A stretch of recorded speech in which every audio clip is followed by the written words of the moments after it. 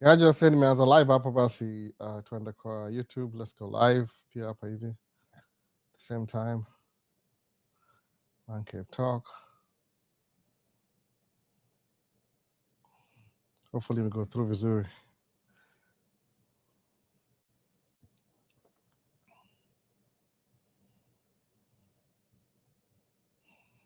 So niko live both sides. Vipi wase? Kama unanisikia poa, acha ni check kama kila kitu iko fit before tuendelee, to make sure audio iko fit.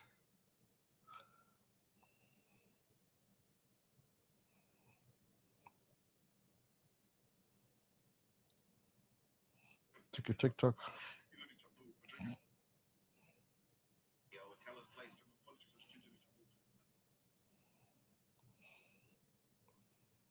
TikTok iko clear sana, sijui kwa nini. What do we do? Nice story. Nalemewa sana.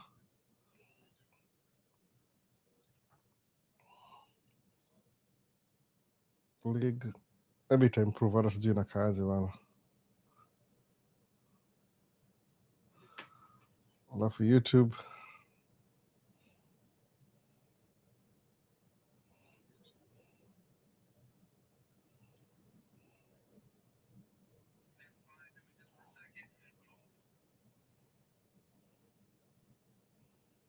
YouTube inakaa poa. TikTok kuna vile sijui kuna kazi hapa.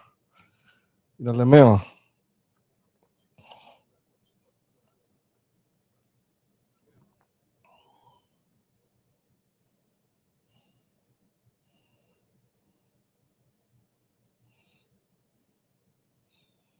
Finally me clear up.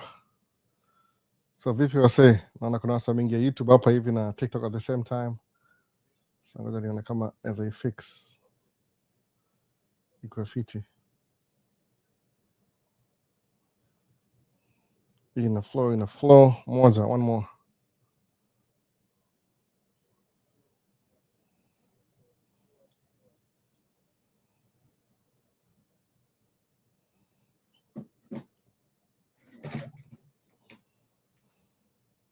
Iko clear, au imeko clear. Shashikanisha. So niaje wasema zeni live ingine hapa nimechelewa leo kiasi. Mtu kwa nini nisumbua alikuwa hataki nitoroke nimhepe. Lakini tumemanage kumaliza hiyo story. Nimemfeed ameshiba. The 2-year-old, kaujogi mwoga na 2-year-old kid. Troubleshooting. Why? Oh man, itafanya kazi hiyo leo. So hope iko fiti kila mtu, naona kuna flow imeanza hapa hivi.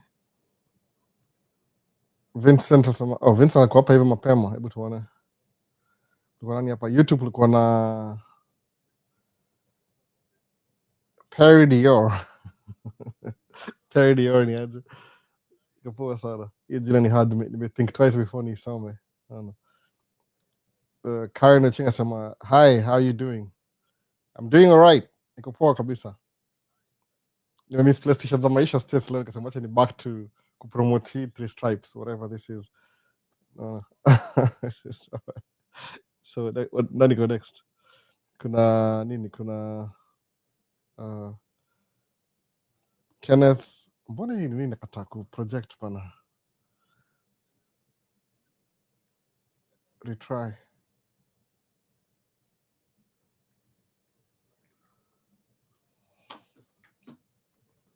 Kopoa sana hapa hivi, alafu kuna nani mwingine?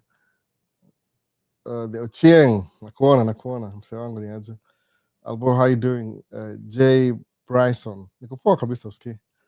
VP Albo locked in from Kitengela kama kawaida. It's nice to see you, brother.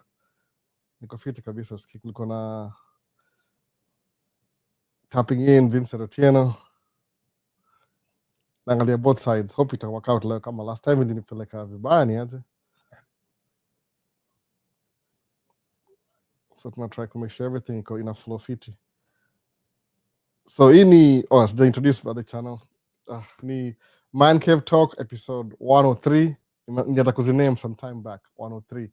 Ile live na ziname, lakini zile zingine Man Cave hizo ziko 123 something because nilianza offline Q&A nika integrate offline na online. So technically mwoga na streamingi on both platform live, alafu na record pia, kuna recording. So recording iko available kwa TikTok. Maisha States YouTube channel, playlist naitwa Man Cave Talk. Utapata all the videos huko hivyo. Any short unaona hivyo iko kwa nini, kwa Man Cave Talk clips. Kuna the entire video kwa YouTube utaiona. So Roy Sambu, you're locked in. Kenneth asemaje? Kenneth asemaje? Na huku US aliingia wapi boss? He used to be around you boss. Hope he's doing well. Nani? Ibrahim Onami ndio sema hivyo, huku US. Tulimit na yeye, nilianza channel yangu kama January, tukamit na yeye mahali March April hivi, through best yangu moja itwa Sam TV. So Sam TV tuko na yeye tracking. So alisema anamjua junior na interview moja, asema sijui ma trackers sijui sema nini, something about video moja ati watu ma trackers wakienda over the road au acha wife wao home na waseu wife wao pepetwa na watu kitu hiyo, something funny like that. So kaona ala, unajua msee basi come to review gari moja ya best yangu amenunua, ilikuwa inaitwa Ford Mark E. Tukajuana hivyo sasa for the first day, tukaanza kudu content pamoja. So anytime anapiga simu ni aje weekendi kupoa nini tuna meet na do. Yani amenipeleka hizo mambo za outdoor. Sikuwa msee wa outdoor mimi. I'm very shy by the way, very shy. Kauji there's a kind of confident kwa camera juu, there's nobody watching me. Actually there's people watching me, lakini naangalia ma camera tu. So siku hizi I think alikuwa na ni paro siku hizi. He has 2 kids. So mimi najua ukishaanza kuwa na watoi kuna vile life inaanza ku ile commitment. Kids is a full-time job. So itakuwa hard you do video TikTok muziona, lakini YouTube sijui kasharudi huko. Kudu video YouTube ni hard kidogo. It's not that easy. Unajua si vertical, alafu hata TikTok I think it's the same thing. Ukiangalia ile tu in general, kwa sababu kuna hizi ma steps watu go through, alafu una make sure yani video iko optimized for everything. Naona hiyo sasa ndio shida. Lazima iko optimized for kila kitu, yani kuwe kama sema lazima kuwe na title, kuwe na description, alafu kuwe na hashtags, alafu description lazima imatch video, description lazima, title lazima imatch video in a way, lazima kuwe clickbaitish in a way a little bit. So YouTube ni hard to do by the way. Kuna waseu bahatika tu unaanza alafu una connect na waseu from day one. Hiyo nilikuwa Ibra. So mimi wanga very technical. Mimi sikuwa najua vitu. I learn as I go. So kudu video niko najua tu because I usually do this kind of videos anyway. I don't do it anymore. Niko busy na do video zangu. But occasionally naenda ni shoot mtu video mahali, naona maybe take photography vitu kama hizo. So amekuwa na watu siku hizi, so ni hard ku do video as usual. And I try though, TikTok though. Some TikTok ni una flip to phone inakuangalia alafu na do video, no big deal. Hivyo sasa, hiyo ndio difference. So kwa different kidogo hivyo. Kuna anything now na sioni any comments. Nataka kuzimonitor at the same time. Hii ni study mob. We're gonna do one man army. Kwa utakujua vile mood do. Niko na live stream, niko na TikTok na YouTube kwa computer, alafu nasoma questions as we go. Ni live Q&A, no filters, just real talk.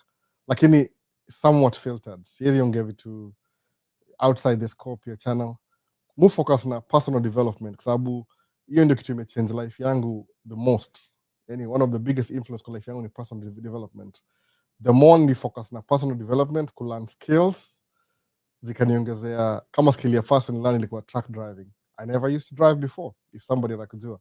Lakini hiyo ndio increase ni yangu over time. Hizo skills kama za para CDL. So I had to go to school to make it work, by the way. Haiku happen tu bure, nienda shule full time. Unaona? That's when it worked, nienda shule. So that's what it is. Kuna wasewaga natural. Utachukua kamera hivi washa alafu iendelee hivyo. So I don't know what's happening with him anymore. But najua kama when you parents na kuna young kids, they take up most of your time. Kwa hivyo. So hi Albo, good to see you bro. Huyu ni Charles Belimo. Niko live. So kama una swali unauliza alafu tunaendelea tu hivyo. Unaona? So hapa ni Virus sasa, welcome back Gnudia. Huyu ni Gnudia B. Bro, good evening. Kuna Edward Kamau hivyo. Alafu kuna Obaya sama hivyo, good evening times 2.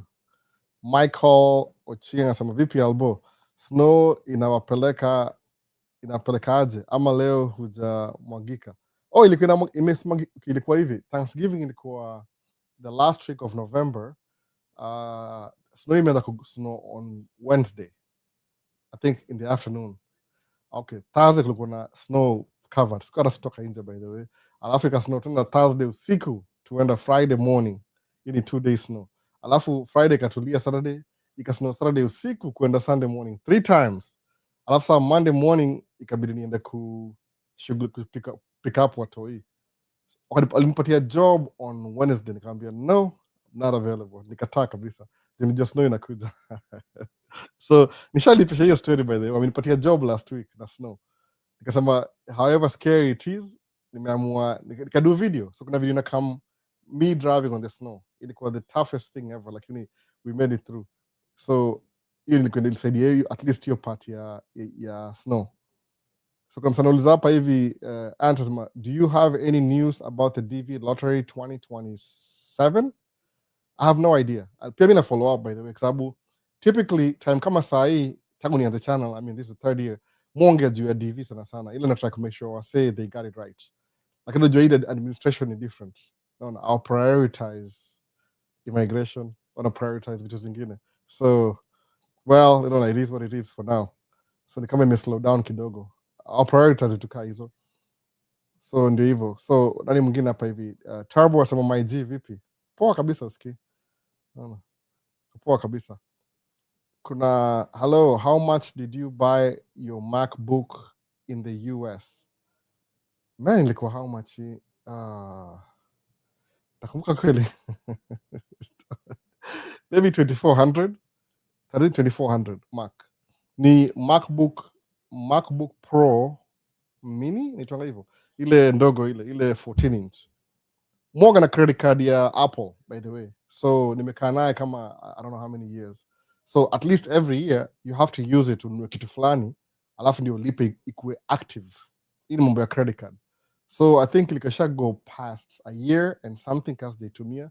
So kika after mark ya sometime after 3 months unapewa 3 months period. Either you use it or we shut it down. So nikaona because mupenda kuwa na nini, kukuwa na credit card iko active, nikasema acha ninunue. What can I buy that I actually need? Nikaona the best thing nafaa kubuy ni ninunue computer. So nikabuy MacBook Pro ile ndogo ile. So hiyo nimebuy ni personal, lakini nafaa kubuy ni upgrade hii computer hii hapa. Hii ni MacBook 2008. Juu sasa okay, ni story mob ya kibizna, lakini ndabuy next year. So that's why nikabuy hiyo. So ilikuwa 2400. Nilispec, unajua na spec MacBook ikibuy. Kuna ile base ni poa bado. Lakini mimi mmoja na do hivi, na plan kudo video editing nayo. I'm planning to edit videos now. So because I'm editing videos, itakuwa slightly different than ya kawaida. So I think nilienda na 1 terabyte, which is an extra $200 I think. Ama $400 kumbuki, I don't know. Alafu kuna pala I think ni 16 RAM ni na 24. So nili double up. Ili kuna 8, 12, 16, 24. Ningeenda hata higher by the way, but nimesema na reserve hiyo higher for the next computer na by next year. Ile 16 inch. So hii ni personal. Sijajinunulia personal computer for a long time. So nimenunua personal yangu. Alafu next year by a kampuni kama hii. That's why. So Nikki Shiku anasema aje, DV buds ni kama zilitolewa. Itakam tu, ni administration na unajua mambo ya immigration iko at the pleasure of the president. Ina new story. So maybe it's a priority kwake kwa sababu hiyo time ya government shutdown it was supposed to be running. Sijui kama wata postponed, ni back and forth. Hata sijui. I can't really comment for it. Lakini ni ile unajua kile musema kabisa ni ile mambo ya green card ni bahati. If you're lucky enough you'll get it. If you're not lucky uta lose. So ni kitu inaenda tu back and forth. Huwezi guarantee ati I'm very sure ndapata green card this time. Hata mimi niliapply nika walk away. I forgot about it. Then later on I realized, wait a minute, hii barua ni ya nini kwani? Nafungua. Sijui Kentucky Consular Services. Imeandikwa jina langu hapo. Hii ni okay. Naweza kuwa nervous. What's this? Boop. karibu ni faint siku hiyo, by the way, karibu ni faint. Mimi niko Kenya, by the way, nishapiga hiyo story, maybe nishapiga. Acha tuna maswali. Acha story yake. Nilizoambia. So ilikuwa hivi, acha niseme tu, naona kuna swali tuko manageable. 1 2 3 4 5 6 7.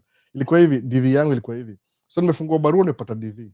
Nimekam home ilikuwa December, January, sasa the second day of January 2nd. Nimetoka kwa familia, tulikuwa na get together. Ocha. Kama ni Ocha sasa, Ocha Malibuda amebuy hao. Amebuild. So tukamit family mzima. So nikaenda kulipa bills. Ilikuwa Kenya Power Lightning na maji, something water something, kulipia. Alafu nikasoma hiyo barua pale karibu na National Bank, nimesahau hiyo jina, Kenya Cinema, sikumbuki hiyo place inaitwaje. It's been a while, 20 years ago. So nika realize, wait a minute, hii ni green card. Sasa nifanye nini? You can keep very secret kabisa, sikwambia nimeambia mtu yote before. So that's what happened na mimi. Niko tu nili apply nikasahau hiyo story. Alafu sasa nika realize, but I had some money, niko na save na some just in case. The reason why ilikuwa surprising ni hivi. Nime-explain life yangu over and over again. Me, I'm very average, basic human being. Basic, average. No. Mwenjogi son wangu, he likes eating basic food. Akiwa na njaa kulanga mkate, bread is basic food. I mean, very basic. Sijal tu hapo kitu. So me, I'm very average. So if I need to learn, to know something, I have to learn how to do it. That's it. Sinanga, I'm not a brilliant scientist, whatever, genius, no way. Very average. So before that, I was trying to apply for schools after high school. I think I was 19, 20 hivi nikaenda embassy, nikanyimwa visa. 21 nikaenda nikanyimwa visa. Nikaskip 22 nikaenda 23 nikanyimwa visa. Ama ilikuwa nini? Ilikuwa maybe 20, 22, 24. 20, 24, 24. Nikanyimwa visa 3 times. F1. Different schools, by the way. I think your first ilikuwa New Jersey. New Jersey ilikuwa State University. About ilikuwa sijui ni kama naweza kumbuka, ilikuwa medical, something to do with emergency medical something. Alafu ya pili ilikuwa South Texas, ilikuwa very common. Ilikuwa pia story ya health. Ya third ilikuwa computer science, because nikasha graduate stories za diploma na computer science, kata kuingiana. So pretty much nikagive up kusema okay, history ya states tukaachana naye. So ndio hiyo time I think one of my mom's cousin, sumuita kama uncle, alikuwa amekam kutembea hii Samabani kama sometime maybe alikam sijui kama December, alikaa 4 months alafu akarudi States. So tukamit na yeye. So tukaongea, oh Albert, hey, how you doing? Umegrow. I think akitoka Kenya nilikuwa very young. So akameniona for the first time kama an adult. Akaniambia, oh, so what are your plans for the future? Nikamwambia, mi nimetaka kuja States kama shule, hata siwezi kunitafutia I-20 because I don't think that's gonna work. Why? Sababu anauliza maswali mingi sana, anauliza what are the family ties, alafu income. My dad akutaka kunipatia bank statement yake, hata mtu akuonge na hiyo do ile tu, naona tu kama kuna vile tu somewhat ukuwa na some money na show you can afford the education, haikuwa enough, labda ongeza ile kama properties zake zi value ikuwe poa. So nimenyimwa mara kadhaa visa 3-4 times. Nimeenda embassy nimenyimwa. So nimezoea kufail. I mean, that's not gonna work. So I have to find other ways ya kuendelea na life yangu. Yeah, I was thinking about life back then, unfortunately. Kuna sehemu mimi toka 22 hata wafikiri mambo ya future na shindwa. What are you doing, man? No. You're supposed to be like nafokuwa na calculations, no. Kama wewe ni chali, huwezi kuwa na. I had a girlfriend in Kenya, by the way, for a long time. I was 3 years older. When we met, I think we meet, kulikuwa na hike moja ya kuenda Mount Longonot. Ni Longonot ama nini? Ile ko Ngong Hills. Hike too for a day. A bunch of college students, ama university students, tunatembea pamoja hivyo, alafu tukamit huko hivyo. So nikamit mabesti yake, we kind of knew each other from that. So nilikuwa na girlfriend for a long time Kenya, hiyo part ingine. Alafu between that I had so many friends wale tuko nao kole. So what I used to do like every year from 1920, I watched my friends relocate, wakaenda embassy, wakapata visa, wakaenda. Next year, wakaenda. So I'd lost so many friends wakienda US, ama Australia, ama UK for further studies. Mimi nimekuwa tu hapo Kenya. So by then niko na job pia multiple holidays. I didn't really pay attention to my green card. Nisema tu ni ile last resort. Ile, man, if it happens, it happens. If it doesn't happen, that's okay. Life yangu itaendelea tu. I'll just build a life in Kenya. Nimekuja huko hivyo one time, mefungwa barua 2007 January 2nd. Boop. Oh my goodness. Nafikiri nikasema okay, the best thing I can do, acha nikuwe on denial, which is a good form of denial because ni a good denial. Sawa. Nikasema acha ni neglect tu, nikaachana naye. Nikapay bills, nikakula lunch, nikuwa job, nifaa kwenda nikadu job multiple holidays, nilikuwa nafaa kuget my transit licenses za kuingia Uganda na Tanzania. Juu multiple holidays trucks hizo vuka border saa zingine. So you need a transit license. That's what I was doing downtown. Ili come to, I didn't really plan anything. Ili apply to vile uncle nipange pressure.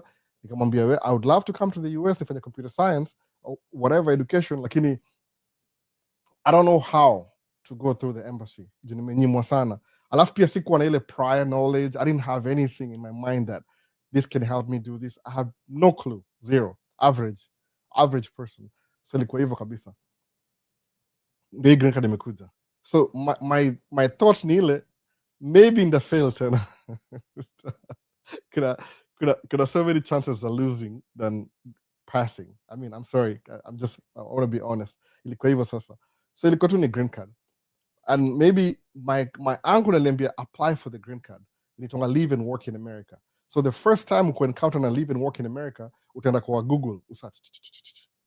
The first hits zitakuwa my agencies that are trying to apply for you so you can pay them to apply whatever. Ni kama middleman.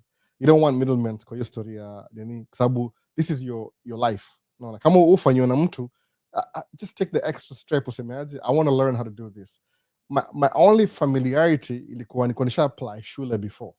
So niko use na hiyo address za America. Address ya America kuna building number, hapa hivi building number, alafu kuna street address, ile sa building number, alafu street iko wapi, alafu city, alafu state, alafu zip code. So I was used to that already. Junisha apply for 3-4 times. Come on. No, najua the familiarity. Alafu, so nikapigia, I think ni email kuzo akanipatia address yake. Nika enter nikasahau story. But that time hiyo bado nishapata ya pili, ile ni ile itongaje, first notification letter, alafu kuna second something. Sasa ni ile ya second ile day yangu ni, I think ilikuwa on the 13th or something or 14th. Nafa kwa American Embassy Nairobi, ni show up na all my documents na pesa na kila kitu. So nimekalia hiyo story sama sijui niambie nani juu ikonisha before ni get green card tena, the first time ni apply ni get hiyo barua ya kwanza, but sikuwa ipata ile the second notification, ikadie out tu hivyo. So niko very skeptic nayo. So that's my experience. I'm thinking about my life, I'm just moving on, sina story more hapo katikati. I'm just kind of pushing on. Mbona sasa hivyo? Sikuwa na clue, I had no clue by the way. Sasa nikataka kurealize baadaye kumbe this thing actually works. Nikaenda embassy, tukakaa, I think kulikuwa na mother moja na mtoi kuna ongea na yeye next to yeye. So kawaida uko tensed, uko na butterflies in your tummy, jina lako imeitwa, umesimama, umeenda pale hivyo, umekelea folder. Yeah, so ikakuwa a little bit different. Hi, how you doing today? Something like that, whatever. Kasema I'm doing good. Kasema, oh, so do you have your document? Kama yes, please. Nikampatia. Whoop. Ilikuwa naingisha hivi chini ya, kazichukua kaziangalia. Akasema, okay, first of all, just go to the other counter over there. Go pay, I think it goes, do how much? 40 something. US dollars, Kenya shillings, something, whatever exchange. Nikalipa, nikarudi. Akaniambia, okay, your documents look good, but your certificate of good conduct, it's more than 6 months. I think it was 9 months old. So you need to get a new one. Nikamwambia, actually, it's true. That's true. This is my old one. Nilienda huko hivyo last week, huko CID headquarters, lakini hawakunipatia niko na ingine hapa ilikuwa acha tu story mob. But nikasemaje, hii imeexpire, but there's a new one coming in soon. Akaniambia, well, okay, everything looks good. Just akanipatia sijui slip gani, sijui ni pink, blue, ile they need a document from me. Chukua karatasi, just go, when you get the new one, kuja paka kwa entrance, sijui fanya photocopy ama original I think. Patia wase na hii notes na hii watouch, alafu tutakwambia what to do. That's it. Nikapeleka, nikawapatia. Lucky enough kurudi downtown, nikapata downtown wapi? Huko Valley Road. Nikapata iko ready that day. So same time karudi back to American Embassy, nikapatiana. Unajua visa yangu passport li come back in 2 days. Iko na visa. So sasa hivi kuna visa ya immigrant visa, si non-immigrant, immigrant visa. Ile live and work in US. That's it. Sasa masote niambie maparo ni aje. Shambia mother, oh ile story ya green card. Enyewe ni ukweli. I think by then buda kwa shajua. I was trying to keep it secret. I think nimesa information. That's just how the whole thing works. So nikakamile niko clueless, by the way. Clueless kabisa. I don't know what to do. Right? Just unaingia states from day one. So kuzoka pata kuzola kwa na roommate, alafu story blah blah blah, nikaenda kwa best ya seas. Alafu hapo nikaanzia maisha hapa, ilikuwa winter kama saa hii February, cold, super cold, minus negative something temperatures, very depressing. Nikaanza hivyo.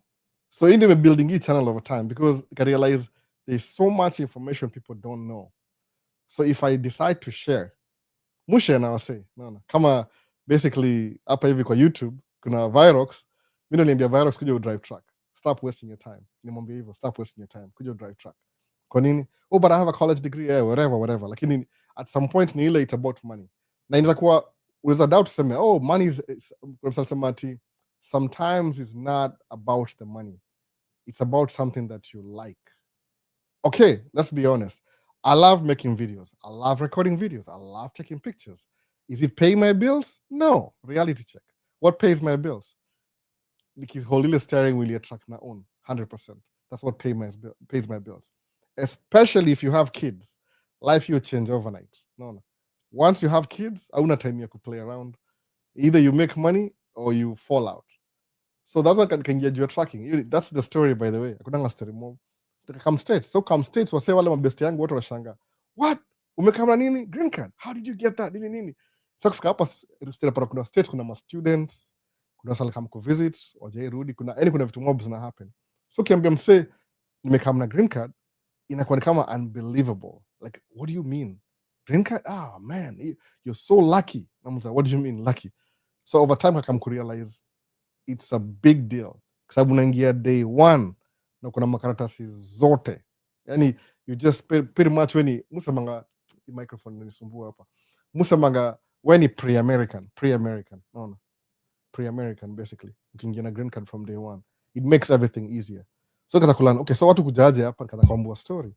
Alafu every time na lose information, even my tracking journey, nobody had the concrete information ya kuambia mtu fanya hivi. So over time ukiangalia unajua nini? This thing is not really working out. Wacha nianze kushare information as I receive it. Nikaanzanga hivyo. Alafu ni kama so mufil ni kama if somebody yako aware na what's happening around them, sijui utangaje story au ita ile self awareness, unakuwa it helps you make your decisions. Yani unakuwa na ile clarity ya how you make your decisions on a daily basis. Kwa sababu wase make decisions. Unaamka asubuhi, what am I gonna eat for breakfast? Kama mimi silangi breakfast, nothing. Na walk away kwa how I don't eat breakfast. Na tu hivyo na maji. So decisions. So when you have information delivered the right way, when you're making a decision, inaanza ku make sense. Alafu ka realize I don't really have much to tell. So kasema anything I learn, nikalan to take risks, which is unlike me, by the way. Anybody who knows me, siko gonna take risks. I'm very comfortable, driven. No. So nikaanzianga hapo hivyo. Anything inanipatia stressfulness, nasema sitaki kufanya hivyo, naachana naye immediately. Nikalan to take risks. But the thing ni ile nika realize when you take risks, zikifail inakuuma. What do you do? Wallow in self-pity? No, you don't do that. Unatumia kama learning curve, kama learning example. Nasema if I'm gonna get into something else, ile itanipatia hard time, what do I do this time? That try to do a little bit, nyongeze maybe some more salt, extra, you're preparing a meal, extra spices, extra this, extra that, ndio it makes sense. Alafu kaambua, I think kuna mse fulani nimesahau jina kabisa, alikuwa mse sijui wa South Korea, akiongea kwa anaongea na accent, alisemanga hivi, ati yeye akikam US akwa anaongea English kabisa. English ni second language. So what he did ni hivi, akaanza ku watch TV every day and learn English.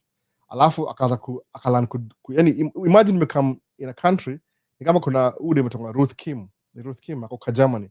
Ukiingia Germany lazima ulearn German language kwanza. Hiyo ni 1 year. So kwa 1 year too late.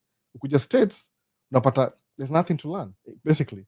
Into English yako ni more British Kenyan oriented, American iko slightly different.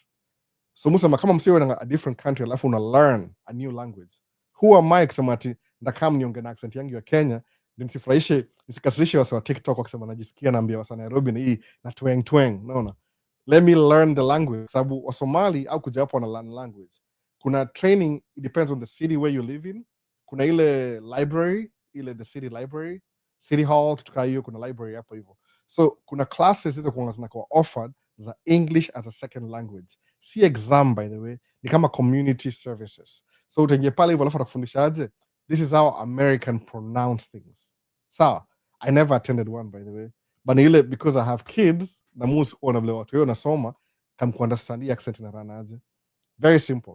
So kupata mtu wako States, chances are ata mispronounce words zingine za zile vile umezoea kama uko Kenya. Kwa nini? Because ameishi hapa sana. Sometimes you have to speak like that ndio muelewane na make things easier, especially if you're a businessman and you're in business alafu mwezi communicate, that affects your pockets. Unaona hivyo? So the first thing nililearn kwa alphabet ni hivi. Kenya sio ngatasema hivi A-E-I-O-U, simple everything, sababu anything una pronounce iko focus na hizo vowels A-E-I-O-U. American nimesema wrong, hata nimesema nini? A-E-I-O-U. American ni different, ni A-E C-A-A-E-I-O-U. That's it. A-E-I-O-U. C-A-A-E-O-U. So ukipronounce vitu na try kusema how does it fit in kwa hii vowels, alafu unaipronounce hivyo. Nikalan sema wow, this is true. So nikiongea kuna time moja nilikuwa job, one of the new employees akakuja, nikaanza kumtrain. I was training her like the register, unajua nilikuwa cashier mimi, tunafanya hivi kutoka whatever. Watu wengi wa typical American, they are terrible in mathematics, by the way, hata wajui kupatiana change. So kanafundisha kila samba, okay, just think about it. Ukipewa $1, weka $1 hapo, alafu itakupatia whatever answer, angalia kwa alafu mpatie change. That's it. Ukapatia hiyo change wrong every time. So msakisema keep change, nikatonga hiyo change na yaka kando, ndio by the end of the day ile si tip ile una balance books zako za cashier. I did that for a while. So nikata kuongea story, akauliza ati, hey Albert, you have an accent. What do you mean exactly? I do have an accent. Where are you from? Nikamwambia I'm from Nairobi, Kenya. Kisema I couldn't even tell. When you're training me, I couldn't tell. Because really? Yeah. Juu sema niliongea kama sababu ni kitu training, kitu yani umezoea training. So what's training video? Niko naongea exactly vile hata could notice until tukata kuongea story ndio some words na pronounce kama Mkenya bado. Unaona? That's what happened. Anyway, so green card iko kitu ni guarantee. Si guarantee green card. America, itafutangi watu ati come in America and work in America. Very rarely. Outgo highly skilled labor only. Sababu low labor iko available from Mexico. So na compete na Mexico basically. Na Mexico kuna wasee kibao wanaweza vuka boda wakuja wadu job na warudi huko kila siku. That's what making a difference. Wewe sema uta apply kuja kufanya tracking. Tracking si career, by the way. Kuna msali semanga hapa hivi aliniambia kwa comment ya TikTok, alisema ati sijui mimi na ringa na tracking ni side hustle America. Nikacheka ha. Nilicheka hivyo by the way. Sasa msali ananiambia ati tracking ni side hustle na tracking is what made me who I am today. Naona hivyo. Ajui. Sasa okay, but did I get upset? No, I didn't get upset. Sasa tu ni ile ako stuck na ignorance yake. Ajui. Maybe I'm watch too many videos and assume if you watch so many videos on a daily basis, you become the thing. Nah, that's not how it works. Lazima practice. Anyway, South Korea, kisa jinaya kabisa. Alifundisha kitu kusema hivi. Alisema if you learn a language, kama yeye asema hivi, alikuwa anasema lazima ingie shule. Alimaliza na masters, by the way, eventually. It took 7 years. Aka learn how to speak English. So what he used to do, akaishi in New York, I think. Anaenda New York, anapata homeless guy. Sawa, homeless guy. Alafu anaanza kumuongelea. Ni funny. Anaanza kuna conversation na homeless guy kama ni American. Alafu anaona hii ita work out, anamfukuza na anatoka mbio. So the next day anaenda anasema, hey, how you doing? Good. How are you doing? Good. Hey, can I buy you a pizza? Alafu anaenda sijui $1 pizza kwa streets. Alafu anampatia kwa bodegas. Bodegas ni kama kiosk New York. Convenience to corner ya building hivi. So anambaya dishi pizza ya $1 kama slice 3, alafu wana conversation. Alafu after that akaingia shule. So when he was in school, every time akipata assignment na anafaa kupresent hiyo presentation, atafuta tuna wasengine homeless, anaenda na waongelesha akinini explain. That was the most funniest thing I've ever heard. Akasema lakini anyway, conclusion, alisema hivi, if you learn something for the first time kwa book, nimetoka book, nimetoka na books hapa by the way, na pull moja but just in case, lazima ukuwe visual, lazima ukuwe very visual, because you never know how people understand things. Sometimes lazima ukuwe na props, useme okay, sasa how am I going to learn this language? Talk to a homeless person, buy them a meal, share a meal. Mona muangalie hivi face to face, muongee. Junajua homeless guy doesn't really care, all they want to do ni ile tu waongelesha alafu wasikie poa, wabuy food. So if you learn something in school, altaka sijui nimesahau hiyo percentage, alisema you'll understand it 25%, meaning tomorrow you still have 75% of that thing to learn. 25, 25, 75. So if you go explain this thing to somebody else the first time, approximately 50% they understand. If you explain it to the second person, 75%. Nimesahau hizo mahesabu by the way, sikumbuki walisema. But by the time unaambia the fourth person the same thing we learned 4 days ago, we understand at least almost 90% by sharing information. So, wow, I've never heard this before. So, from now on, every time I learn some new concept, however stupid it sounds in the beginning, I'll just share it. So if it's dumb enough, what I'm Albert, that's not how it is. It's like this. Nikaanza hivyo. So nikataka ku teach whatever I know. Oh boy, ndio hii saa mpaka leo niko hapa hivi kwa channel saa hii. Sababu Morgan has so much information, naongea, I'm not looking at, sina notes by the way, sina notes. Ile tu na combine vitu pamoja, because that's how na understand vitu ile, unaona. Alafu pia kwa hizi shida za America kama depression na vitu mob hivi, so when I'm kama niko na ile itongaje, niko nini yangu iko low, niko na dead time, nitaje sasa translation nakata kuingia na Kiswahili. Niko na time iko free, I'm thinking about the next problem that I have and the solution. Mwana hivyo. So nipata inasaidianga tu depression sana. The only person who ni depressed sana sahi ni wife. Sijui sasa yeye ni level ingine, na sijui ni laje na hiyo story. You ni surprise tu. Boom. Okay. What? Hivyo. Anyway, tuendelee. Hiyo ndio point, let me explain sana, ni more explain. Tutaangalia ba Q&A. Sasa kuna asemaje? Basson TV asema hello. Vincent asemaje hapa? Let's like the live stream guys. Okay, nakumbusha sawa like video. Virus asemaje? Nasikia huku US anaharibia majamaa wana date mwakela watu sijui ati wanafaa kuwaitisha do saa ni December. Virus. I don't know what that is. So have you met with Malcolm Machajis guy?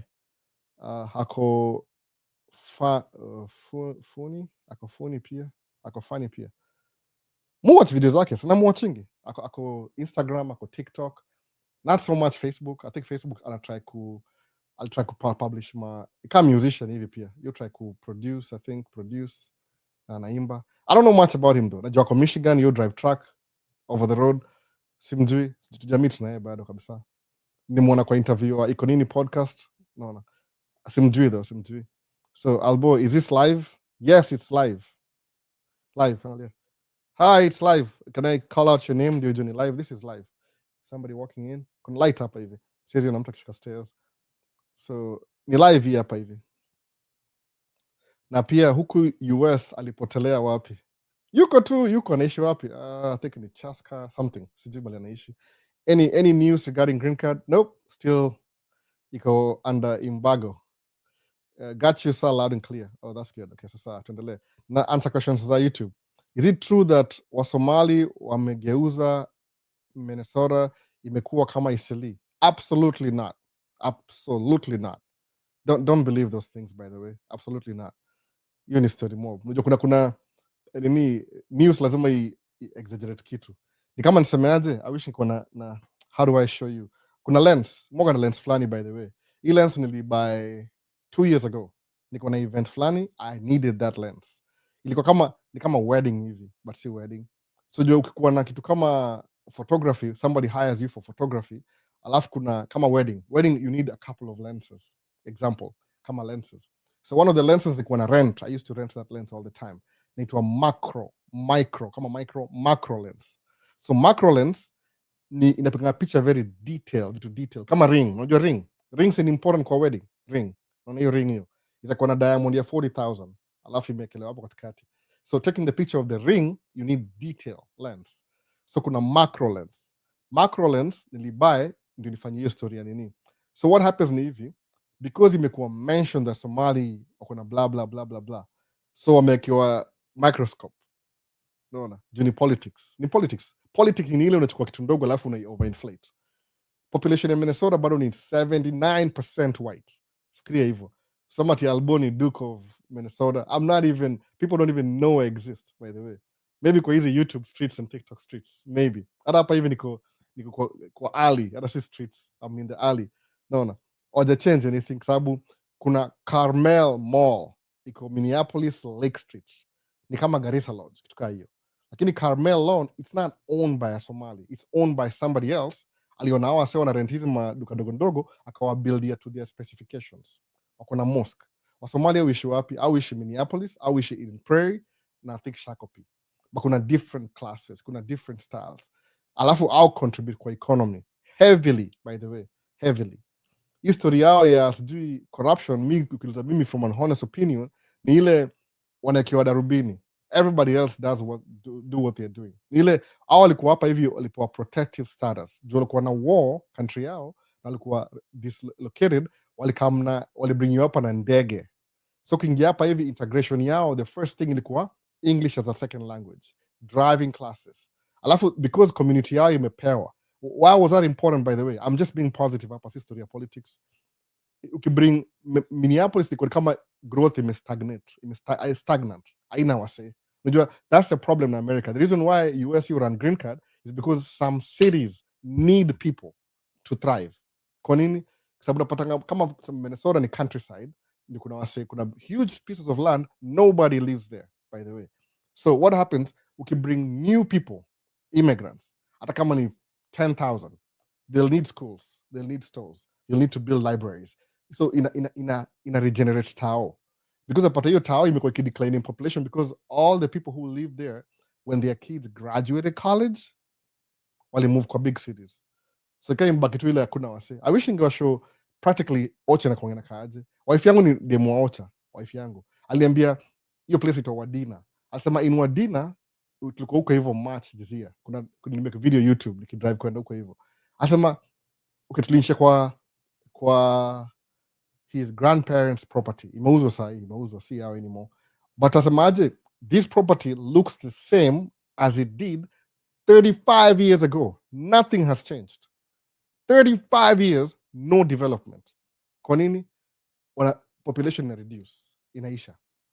Wasa maltashule wana move out. Unaona? So baki only old people live in that city. So to bring Minneapolis, to bring Wasomali, they'll need housing, they'll need schools, they'll need. What do you think kuna Ilhan Omar ni US representative wa Minneapolis? Ukiangalia Minneapolis, si ati Minneapolis ni district. Haina ati majority Somali. No. Ni weupe bado ni ile wana relate, they can relate. Sababu ina bring value. Kama wena kudu ma concerts kwa The Cedar. The Cedar ni non-profit. Iko na hall, Cedar. Hata kuna event moja na come 20th of December. Ya cultural nini. Hiyo place ya Cedar area, Wasomali wame take over everything. Restaurants ni zao. Si ku take over ni ile, the property inakuwa more valuable because people want to buy and start their business. So ukisikiza politics ile side moja, utaona kama it's burning. No. I mean, that's what I would say. Kama mayor wa St. Louis Park ni Msomali. Hata there's a share video yake TikTok sahi. She's a young girl. No. Young girl. Hata nimesahau jina yake. Ni mayor wa city. Predominantly iko na watu weupe, but yeye ni mayor. Kwa nini? They're letting them, sababu najuaje? The flock of immigrants who keep coming in America in a build country. I reduce. No. Ni ile tu wale waseoga ni kama sijui nisemeaje. So mnaweza kuona kama Malimunga na lean towards your side ya liberalism kind of. But see extreme ile tu enough ile. So please, wacha story sijui kusikiza news alafu sema it's burning down. No, it's not. Nimesaa, wacha turudi TikTok, nimeignore wase wengi sana. Akia nani hata siku kama niko kwa flow. Na mtu akaavoid hizo stories za hiyo story. Naambia tu kweli kabisa. Nadhani make video saa hii if you want, it's a little bit too cold right now. Acha tuone temperature. Temperature leo ni ngapi? What are we talking about? -12 degrees. Sijui kama mtaona anything in the show. Kamera ni moja leo, tuone. Okay, which camera? Hebu tuone kama hii itaona. No, light too bright. You can't. -12 degrees saa hii. -12. Na ungejua Celsius 12. Naweza enda saa hii nipige picha uone. Hakuna kitu na happen hivyo. Ni siasa tu, siasa mingi. Naona. Politics, whatever that is. So anyway, swali liko gani? Naona kuna swali moja kubwa. Liko James Zaka yasemaje? Agree, but some with professional jobs have quality of life, work-life balance, not chasing the dollar or something. James Zachary. It's one of the last bit. Julie, hello.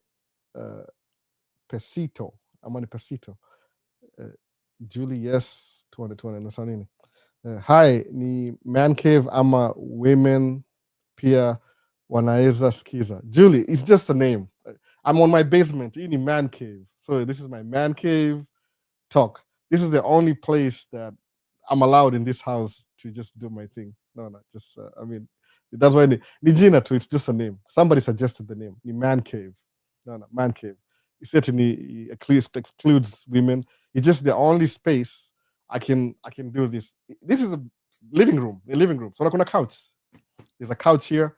Kuna TV hapa. You can't really see the TV, but there's a TV hapa hivi. Kuna couch ingine hapa. It's my space. Man cave talk. Ilifaa itwe mazungumzo, nikaona hiyo ni I'm not that good in Swahili, ndakwama. So that's why ni man cave talk. Ni just man cave, just a place. It's location talk. Suggest jina ingine nabadilisha leo immediately if you didn't know. I just do it in the man cave. Naweza wacha hii computer hapa hivi the whole week, nikirudi iko hapa. Wacha ni make mistake ni wacha upstairs mali kuna watoto. Itavunjwa in the next 2 hours. Nenda kununua ingine mpya. Screen itavunjika. So this is my space. So idea yangu nisemangaje kwa naambia watoi kuna panya hapa hivi. There's mice. Wakaogopa kabisa. Otherwise kama si hiyo ndio kidi I'll take over. They take over everything. So niko na kwa upstairs kuna bedroom. I only have my only side of the bed na closet. That's it. Hata bathrooms tumiangi upstairs. Mutumia bathroom ya downstairs. Kuna bathroom ngapi? Kuna 4 bathrooms, 4 bedroom, 3 bedroom, 4 bath. Kuna kama guest room on this side, lakini si vile officially bedroom, juu haina dirisha. You're not allowed to. So kama unalala huko ni temporary, maybe 1 or 2 days, lakini ndio hivyo. So see it in women cave, it's just a name, ni location too. I can change the name tomorrow. No. Sounds suggestivo. So Albo, I've watched your YouTube channel since 2023. Question, why is your 3rd track parked? This year ilikuwa very slow. Job imechelewa because kuna bill moja ilikuwa passed last year na Biden when he was president. It was build back better. Tuka hiyo. Alafu sasa the new administration tukakuja. Presidency iko based on faith, kama ni faith based ama itongaje. So what happened ile the new administration inafaa tu prolong you whatever the previous president signed waendelea na hiyo story. Lakini the new administration kuja hapa hivi because Minnesota governor alikuwa na run ka vice president wakadelay funds za construction. So hiyo track yangu ya pili, the 3rd one kwangu ya pili in my company name ilichelewa, ilianza kama August. By August ilikuwa too late. Nikaona if I do anything right now it's not really going to work. I mean itakuwa ni kama I'm wasting my time. Okay, park. So it cost me $2,250, maybe $300 a month. Is that a really big deal? It is a big deal if you think about it. $2,500 pesa mingi could lose every month. But it creates the opportunity ya could do job next year. Alafu every month when I park the truck, I'm still paying it down in a reduce. Alafu I can sell it. I'll sell it by the way next year. So I'll sell it. I'll sell it.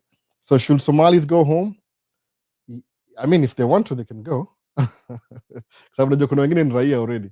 So you're not really solving anything. Ni politics. I'm telling you. Sijui nisemeaje. Niko na non-domicile class A. Hapo vipi? Class A. I don't know. Mi si expert. Nitasema tu, yeah, maybe you can use it until it expires, alafu itakuwa irrelevant after a while. Kuna limits siku hizi. Unaona? Do you prefer remote labor, like handling, tracking, quotes, and IG? What's IG? Do you prefer remote labor? Me personally, do I prefer remote labor, like handling, tracking, quotes, and IG? No, I don't think so. I don't think I really. Because so hands-on. I've been doing hands-on 15 years now, I think 15. I have to drive my truck on a daily basis. Sabu, we'll make a video when I'm driving truck. That's one thing I can't really do in the house. The only thing I can do, hapa hivi kwa hao, ni kudu live once a week up and downstairs, man cave. But nikijaribu kudu man cave on Monday, that's not gonna work. Nitakuwa interrupted. Kwa nini? Sababu hiyo si official. Yani sina passport ya kudu during the week. Nimejaribu, by the way. I did one on Wednesday, ilikuwa interruption full time. So that's what it is. So I like the idea I could drive truck. I'm moving on a daily basis. The only disadvantage I could drive truck is like you sit for a long time. Mona. Alafu nikuja home because I have kids, nikona treadmill hapa, kuna treadmill. I'm supposed to be getting my steps in. Lakini nafika home, mtu mmoja ni mgonjwa, mwingine anataka homework. That's why I'm gaining weight again. When I gain weight tena, nimeshinda kunini because from the last 6-7 months hivi sija exercise. Ilikuwa tu niki terrible records. Because nikiingia kwa hao hivi kama sasa nimespend the whole morning na my daughter. Hata sasa mama yake, I gotta go do the live. I mean, what do? I can't just skip it. Hii ni ritual, the job. Lazima ni do live on Sunday. Akaniambia, okay, yeah, whatever. Well, sasa me do live.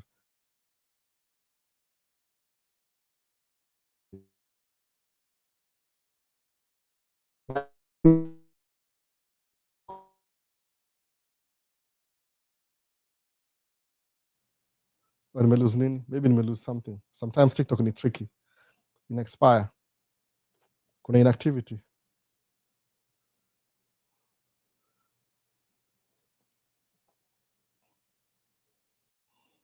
Acha ni something. Hiyo masana inakataa. Something imepotea, sijui ni camera ama signal. Anyway, TikTok. Now what did I do?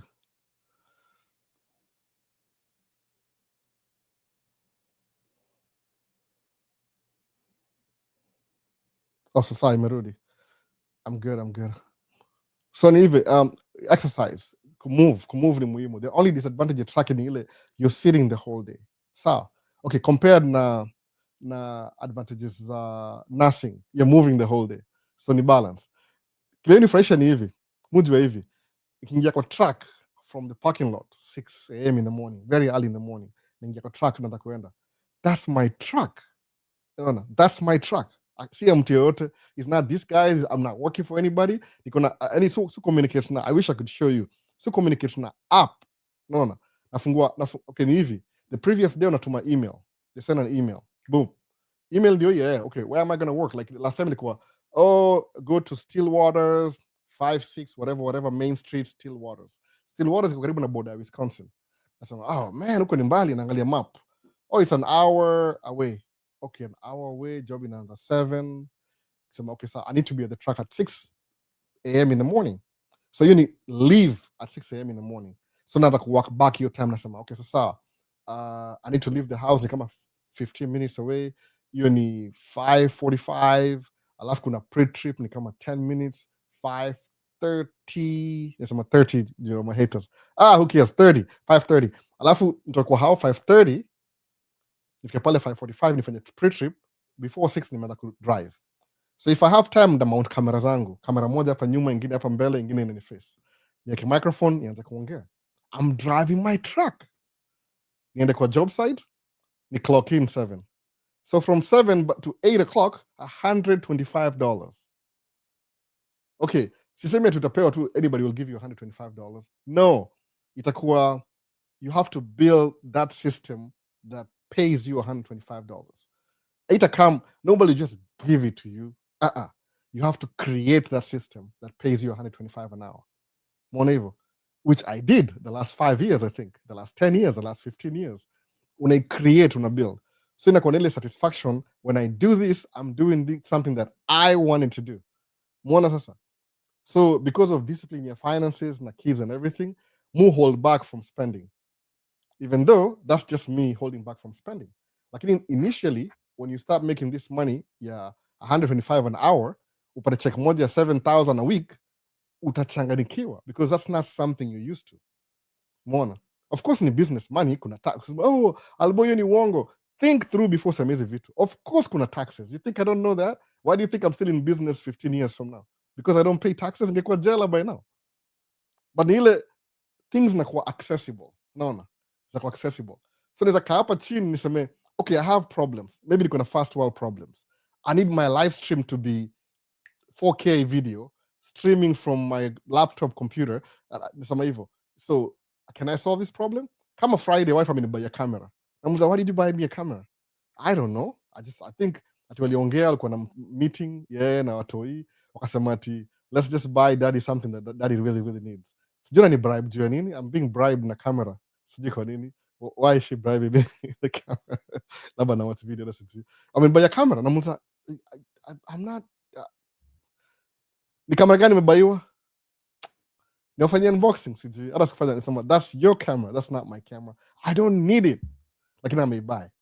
I may spend how much your camera? $4,000. Mona. I mean buy hiyo ndio gift yangu ya December. Unaona hivyo unakuwa na access na vitu. So kusemaje uangalie choose one thing. Being poor and having enough money. Na tumia term kama ile financial stability. What are you going to choose? Kusema naweza ingia shule. Sawa, that's good. By the way, go ahead. Wewe ingia shule. Alafu cross your fingers. Hopefully umechukua the right itongaje career path. Sababu your career path it matters. It really matters. Musa manga wase fanya nursing. Nursing ni very any kuget job kama nurse is quick. Kwa nini? Iko in high demand, by the way. Nursing ni high demand. Nasema nini? My sister anadu nursing sahi. Alikuwa na business where aliingia nursing full time. Ana graduate soon, by the way. Naweza sema I'm proud of it. Huyu sister yangu ananifuata mdogo. Ule alikam juzi hapa hivi. Ameingia nursing. Kwani amuonaje ile job yake ile ingine kuna vile imweki comfortable. People hata job mtu tafuta ndio ile kuwa na financial stability. Si story na my passion. My passion ni camera. Does it pay my bills? No, it doesn't. No. Mimi siwezi kuambia ati ni aje nitumie sijui Lion, TikTok. No, I'm not going to do that. I'm sorry. No. Ndana ni do video YouTube for 1 hour, alafu ni start na nikate, ni make 125 doing that video, alafu ni kama ni post nipate $50 kwa YouTube after 6 months, whatever. That's what I'll do. But hii nipatie raha kwa sababu when it becomes a transaction, ile passion una lose ile passion. No. So these are my hobbies, which is kwa hobbies. But making money wacha kwa tracking. Kwa nini? Because it takes a toll on me. No. But I appreciate it. Sababu, what else can I do? Naweza rudi shule? Of course, if I get time, I'll go to school. So kama umekama hapa hivi kama uko young, uko 20s, useme nangia tracking, hapana. I mean, if you do, okay. Kama ule young blood millionaire, ule tanui, no. Ingia tracking, uanze from day one. But just know, kuna plan B. You need to have 2 plans ukiingia kwa hii story. Mona. But kama ina work out, sababu mara mingi ni hivi. Kama come live and work in America from day one. So anybody who hosted me, alijua hii ni temporary. I'm not going to pay Albert's bills. At the end of the day, lazima ajisimamie mwenyewe. Muona hivyo sasa? So kusema ati, I don't really know what I want to do. Maybe naingia shule nifanye nini. Find that job and go to school if you can. Sababu siku hizi musemanga, one thing that you take my time kabisa ni kudu hizi video. Okay, mudu video ile kama za YouTube, for example, then I edit them. Alafu mudu video for fun. I'll just go out there and just film things. No. Just take pictures. You can buy a lens mpya. Okay, let's see how this lens works. Naenda fanya review. Can I make a video about the lens review? I do, but for me. Sababu najua siwezi compete na wase wengi sana. Kama kina Jared and Dan, kama Fronos Photo, kuna wase wengi yoga do my review. No. Siwezi compete nao, but I can do my own review. Kama nimegundua kitu moja, using Sony cameras, mutumianga the cheapest lens available. One time by accident, just by accident, nime set up kamera zangu kwa nini kila mahali, alafu then I didn't have any lens, na msako pale mbali, nikachukua one of my zoom lenses ya Sony, nikaifix.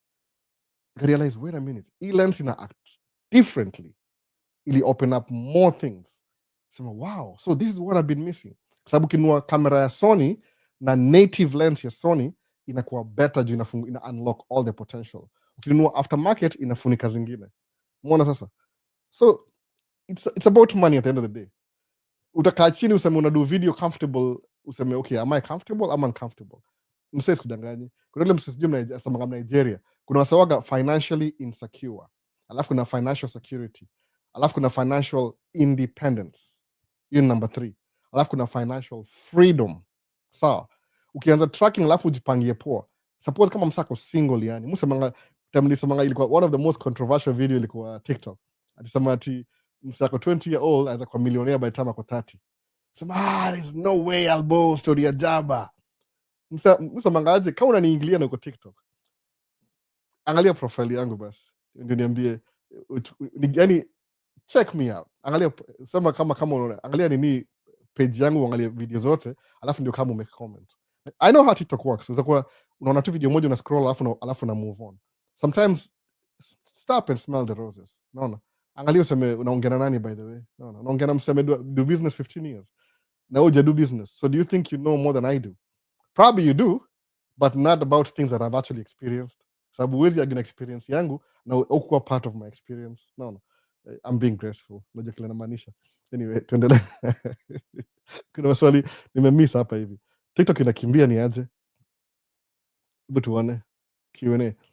Should Somali go back home? No, they should stay. Niko na okay, nishasoma hiyo story ya Korea ni funny. It's true. That's what he did actually. I wish ningepata hiyo video. Ilikuwa audio.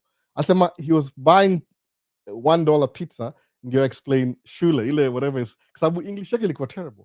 And actually when he's speaking like that, say ana pronounce vitu kama American in a way, but you can still hear the accent. But guess what? Yeye ni professor sahi. So ile accent inampatia, yani it becomes say other accent si liability, ni asset. Sababu watu weupe sasa, wale watu kama wife, awasema when a professor has an accent, una pay attention more. Juu anakaa kama exotic. Yani it's like when you're listening to a professor with an accent, ni kama alikuwa kwa hiyo story. Yani whatever he's teaching ni kama same history, you kind of feel like, oh, he must have been kama ni African history ama African studies. No, he must have been living hizo 100 years before that. I mean, I'm sorry. He's explaining Kiswahili, I'm trying to translate. So, how do you prefer okay, nishasoma hiyo already. Ilikuwa fright, documentation, etc. That was not going to make you money. Everything is more established. So, kama you find kama a logistic company, you could. Everything when it comes to business end of things, easy employment, you build everything from scratch. Oh, remember hapa jina itwa Mayor Nadia Mohammed. Man, I wish more Nadia Mohammed. Ako TikTok. Do you know how many mayors wako TikTok? Somebody Somali should go. Go where? You kidding me? Mimi msenigroizwa Isili. Nikiona wa Somali mufili kama niko home ground. Ingaje tunaongea kizungu sahi. On Friday I met some Somali guy from California. Nikamwambia go subscribe to Maisha States. Hata labda iko live leo sijui. Asema hivyo. Kuna wale kila mtu ni they're not ni Somali ni one group and everything ni kama one, they're different types. No. Nasema hivi, one of the most successful truck owner kwa hii sekta yetu ya dump truck ni Msomali. Nasema jina yake, I don't really care. Jina yake ni Ali. Gari zake zimeandikwa imeshikana A. Ali yako na 9 or 10 trucks sahi. Juzi tu 2019 alikuwa truck moja. Umeona? He's Somali. So what are you talking about? na jaenda shule kama mimi pia. Nikimpigia simu siongea the whole day. So sagine mu avoid because I have kids. Nasema tu nikiongea na yeye I won't do anything. No. The kids will just daddy. Ita workout. No. So go where? Wengine maraia sahi. Ana 10 trucks akona my employee. I think half of his trucks kuna wangosa wanamdrivia by the way. Na ajali siku hizi yuzi manager atembea na pickup. Ukimwona hata uwezi jua kuna 9 trucks. It's hard to tell. No. Alafu sema mse kama huyo aende. Na mimi ndio role model, sema if this guy can do it, I can do it too. No. So Nadia Mohammed, St. Louis Park Mayor. Greetings from Egan, Abashir. Yeah, I know Abashir. I know that. No. mimi hapa keep up. Kubonga show. Quiet and lightning episode. Please, Kaka, bless me with a laptop on starting my MSN 2016 umelemewa. I can't really bless you in a laptop. Kuna something funny will happen. Hata sijui kama nimesema hapa hivi. Ukianza kuongea story ya kupatia watu pesa kwa hizi social media, wanakushut down. Nilipatanga warning last time nikachia story. Jai notice mbona mwache story kusema kusaidia mse? Nikacha hiyo story. Alafu kuna pia mascam. Nishakuwa scammed before. Umeona? Unataka communicate na mtu unatuma dola alafu yakuletea shida. So is it worth kuingia tracking this time? CK Billy. Oh, there's never a right time to do anything. Unaangalianga potential, musema unaangalianga outcome. Kama nilisema hivi, the first time nilikuwa introduced to tracking, of course najua tracking. Mimi nimsay I like cars, I like kuna vitu napenda multiple hauliers, naona sasa hiyo sijui 1000 trucks, sijui kama kampuni inaendeleaje, niambia kama siku hizi iko sijui receivership or whatever, but it's true. Yani unaangalianga outcome. What's the outcome? Kama is it the right time to buy a house? Kwa nini? Oh, interest rates are too high. Do they ever go low? Do they ever go low? No, they don't. They always go high. No. So siwezi buy house high because interest rates are too high. Musamanga hivi, hata simi usemanga nililangu mse, if you have a decision to make, you have a decision to make. Decision yangu ni nini? I'm going to do this. Once umesema I'm going to do this, the next step, just do it. Ukisema wacha introduce, should I do it or not do it? Ili procrastination. Ushafungua window ya kufail. Naona? Sababu your brains, your mind, siwezi explain sana, mimi si psychologist. Mtu akwenda sakle wife anasema psychologist. Ni hivi sema hivi. Your mind ina thrive na safety, by the way. If your mind perceives ama your thoughts that the thing you're going to do is risky, itakudiscourage. No, it will discourage you. No, house, mortgage, repairs. Oh, don't do it. Wanaambia msenye aje, enda fungue stocks, anda kuinvest in stocks. Stocks, gambling, this and that, blah blah blah.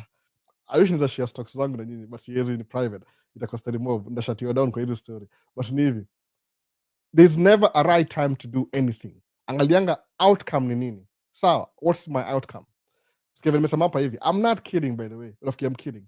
Naweza sema hata kwa recording semeaje, I can send you, naweza ku email wewe, na ku email, nitumie email kwambie I'll send you my contract na MBE, usome yote, uniambie how much they pay per hour. Sikudanganyi. So sema okay, sasa sawa, kama ni 125, mu work averagely 2020 or 2200 hours a year. Twende average 2000 ama 180 saa zingine 2000 hours a year. So alikuwa alipa 125 in the beginning, nikianza hii job ilikuwa $76 an hour, still was more than everybody else. So kuchukua calculator yako hivi useme hivi, do we have to do this every year? Mu file taxes, by the way. No, musema hivi, that's how do you think I know it's 2000 hours? Kachini useme these guys are paying me 125 times 2000 hours.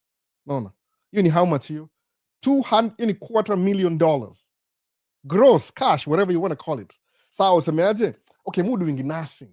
Hiyo lipa ngapi? $45 an hour. Okay, so sawa, $45 an hour ukilipa nothing, si tunasema nothing ni mbaya. Nothing is the best, by the way. If you have the heart, if it's your thing, do it. Kwa nini? Your job is your first business partner. Kumbuka hivyo. Because kuna anything nakupatia income, itabuild hiyo ingine. What makes you rich, see it ni how much money you make with the best degree. Hapana, is how you manage your money. That's it. Umeona? Uta sacrifice delayed gratification, ubuild your system, alafu while you're working you're making money passively. Alafu ina grow all the time. That's how you build wealth. Hii story imekam kwa more appropriate kwangu tangu nianze kuattend hizi ma meetings za life insurance, because niko na life insurance already, by the way. Naona vitu zimekuwa priority. I'm getting old, so na life insurance. So kama ulipo $250,000 1 year, okay, but hiyo ni gross, ni una debate nini, by the way? Sawa, tusemeaje? So who decides how much I pay myself? I do. Naweza amua nichukue 200 yote niseme ni mimi. Wamusemangaje? Oh, if I made this year mind sema, let me be careful. Najua do iko, but do hakuna. Tuwasim kama do hakuna. Jumuishingi default like I'm broke. My default yangu mwanga broke all the time. I'm just nilani kitu kwa nani kwa Tyler Perry alisemaje, if you want to keep making money, always act like you're broke. Usifikiria ati niko na do. Don't even think about it. Usiangalie account. Don't look at your account. Wacha kusurprise. My wife have been surprised when me, oh, we had a meeting with all the boys and we decided what we're gonna get you for Christmas. Now I'm by the way, I can tell you. Maybe there's a make you video. Amenunulia Sony Alpha 7R. Umeona? Camera. Sasa iko on sale ni 4,200 regular price, lakini kuna $700 less. Buy your camera on Friday, go to Best Buy, pick up that camera. So you're giving me more problems. I already have more, I don't say some number camera, 1, 2, 3, 4, 11 or something altogether. Why are you buying me cameras? Oh, but you mentioned it. Yeah, in the future. And you're making me nervous. Because I already bought it. Okay, nikana kaichukua. Mona, some kiona kamera moja mpya, si nikununua hiyo kamera. It's how you manage your money. Itakumake successful. You can have the best job in the heaven. Nani Dave Ramsey, you book lienda hapo. Nothing lipatiana. Asema it's not how much money you make, it's how much money you keep. In a matter. So kama business yako ina make $250,000. Ini business, by the way. See the same rules na employee. There could be somebody here on a job analipwa $250,000 a year. Sawa. Same thing. What's the difference? Yeah. Aoni ataiona kwa pay stub.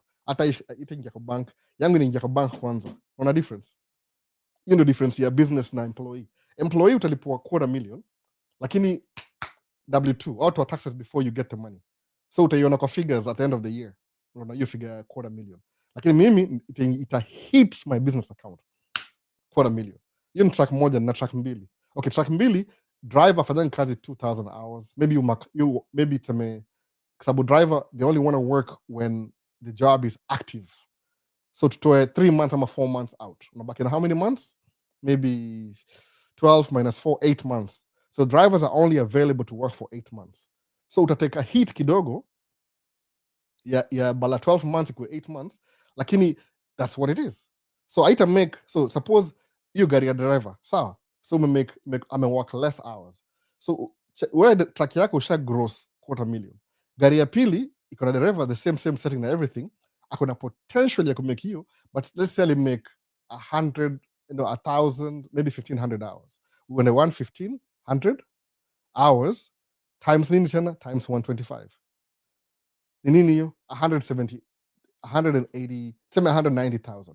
Umlipa labda 70 or 80 or 90 or whatever. Ushamlipa hivyo. Hii ganji inaingia kwa, it goes to your account first. Okay, kuna another scenario mje understand. Bank ikiona income inaingia kwa account. Bank iangaliange eti, oh, what your taxes? Oh, what are your expenses? They don't care. Au sema pesa imeingia. Imeclock imeingia ndani. You know difference ya biashara na employee. Sawa. Kama nawaambia sasa hii ni free training. Anza kutumado sasa hii ni paid na joke tu. I'm joking. But hii ni story ya hii ni beyond Maisha State's free information. Hii ni story au angalia, oh, umsea ameingisha, oh my goodness. Hii ni business hii ndo ngapi imeingia hapa? 800,000. Anapigia simu. So ukienda kwa banka uende kuongea na teller, unaingisha kwa ofisi pale nyuma. Kwa sababu umesema hivi, umerealize one thing na wewe. Umefigure out a system that ina create do. Nasema do jinaongea sheng. Umecreate system. Sasa umse tukimpatia $1,000,000 saa hii, I invest kwa hiyo whatever he's doing to make money. How much do you think he's gonna make next year? Alafu napatia proposal. Hey, you know, au kama wanakukatia. Tumeona mko in business for a while. We have this program. Nishambo hivyo mara moja by the way, kama unajua. Naambiaga tu nasema tu, I don't think so. Could you program, we can give you $1,000,000, alafu interest rate itakuwa hii, alafu nini. They have nothing to lose by the way. Sababu najuaje, as long as chapa yako itaingia kwa hiyo account yao, utaiona bado. It's a different mindset. So nasema ati, oh, alboyo ni uongo. The president wa America ilipo 400,000. Unasema truck inalipa $250,000. How? There's no way to make more money than Trump. Ni mimi na make do kweli? Hapana. Nime create system that ina make hiyo do. Si mimi just to make you feel good. Ni mimi but si mimi. Let's just make you feel good. Ni system ina make hiyo do. So what's the potential? Ngoja promotion. Kama uligundua dereva na make 190 after next year, you have too much money kwa account. What are you going to do? Na by the way, bills zako zimechange kweli, unless upgrade sema tulikuwa tunaendesha Toyota, sasa tununue Mercedes. Tumeendesha Mercedes, sasa tununue, I don't know which is the highest of Mercedes. Kuna hizi ma truck, ma Rolls Royce, hizo itoaje, hizi ma $400,000 truck, Lambo truck. Ununue Lambo, sasa tununue private jet. You can't do that. Come on, keep payment yako the same, build the business. So it's only a matter of time. Itakuwa force ku upgrade, by the way. Yani wacha kuwa force ku upgrade. Mimi niko njiani, mseme kama albasha, utakuwa forced ku upgrade. Kwa nini? Juu sasa hivi account yako ushaanza ku hire ma accountant, yani umeanza kujidistance from your daily activities hiyo job. So unaweza ku hire watu wengine wa do job. Unaona? Inakuwa hivyo, hiyo ndio potential ya business. That's what I'm saying. Sema story ni kuendesha truck, hapana. Hiyo ni the lowest form ya kumake do. But kuendesha truck as a driver, hiyo ni one thing. As an owner ni different. Kwa nini? Now una think at a higher level. Musa manga hivi, kuna umse aitwanga Myron Golden, akona concept fulani aitwanga the 4 levels of value. Na slow down ndio understand. Hata maybe the next video itakuwa hivyo. Acha ni repeat tu sahi labda. The repetition anyway. Ya kwanza ni implementation hapa chini. I'm using props. Naona TikTok inaonekana. Okay, sasa everything inaonekana. Props. Implementation. Huyu ndio mse udu job. Huyu ni truck driver. Alafu kuna hapa hivi. Hapa ni unionization. Huyu ni manager. Amekuwa kwa manager, ana truck lakini kuna manager hapa. Alafu kuna communication. Hiyo ndio job ya off hizi mbili. Ukiingia ile level ya communication hapa hivi. Alafu kuwe imagination. Hizi mbili hizi. Hapa ndio doi inaingia. So, translation. Financial insecurity hapa. Financially secure. Financial independence. Financial independence, financial freedom. Same thing. No. The fourth quadrant, same 4. Tuangalie ile fourth quadrant, Robert Kiyosaki. Hapa ni nini? Employee. Hapa ni self-employed ama specialist. Hapa ni business owner. Hapa ni investment. 4. Unaona? Same thing. So unasema okay, hii system inamaanisha nini? Unataka kuiangalia. Where do I want to be in my life? Ni kuwa employee. Ulianza kama nursing, sababu kuna best yangu mmoja ni nurse, by the way. Unfortunately, ama fortunately. Sasa siwezi mtaja, mtamjua, mtampata. Sitaki kumseti. Ni nurse. Ana dump truck ngapi? 4. 4 dump trucks. Alianza kama nursing. Unaona? Potential ya growth yani ni unimaginable. Kwa nini? Kwa sababu kileo hinda growth mostly kwa kama community ya watu weusi kama sisi ni funding. Funding no number 1. Funding.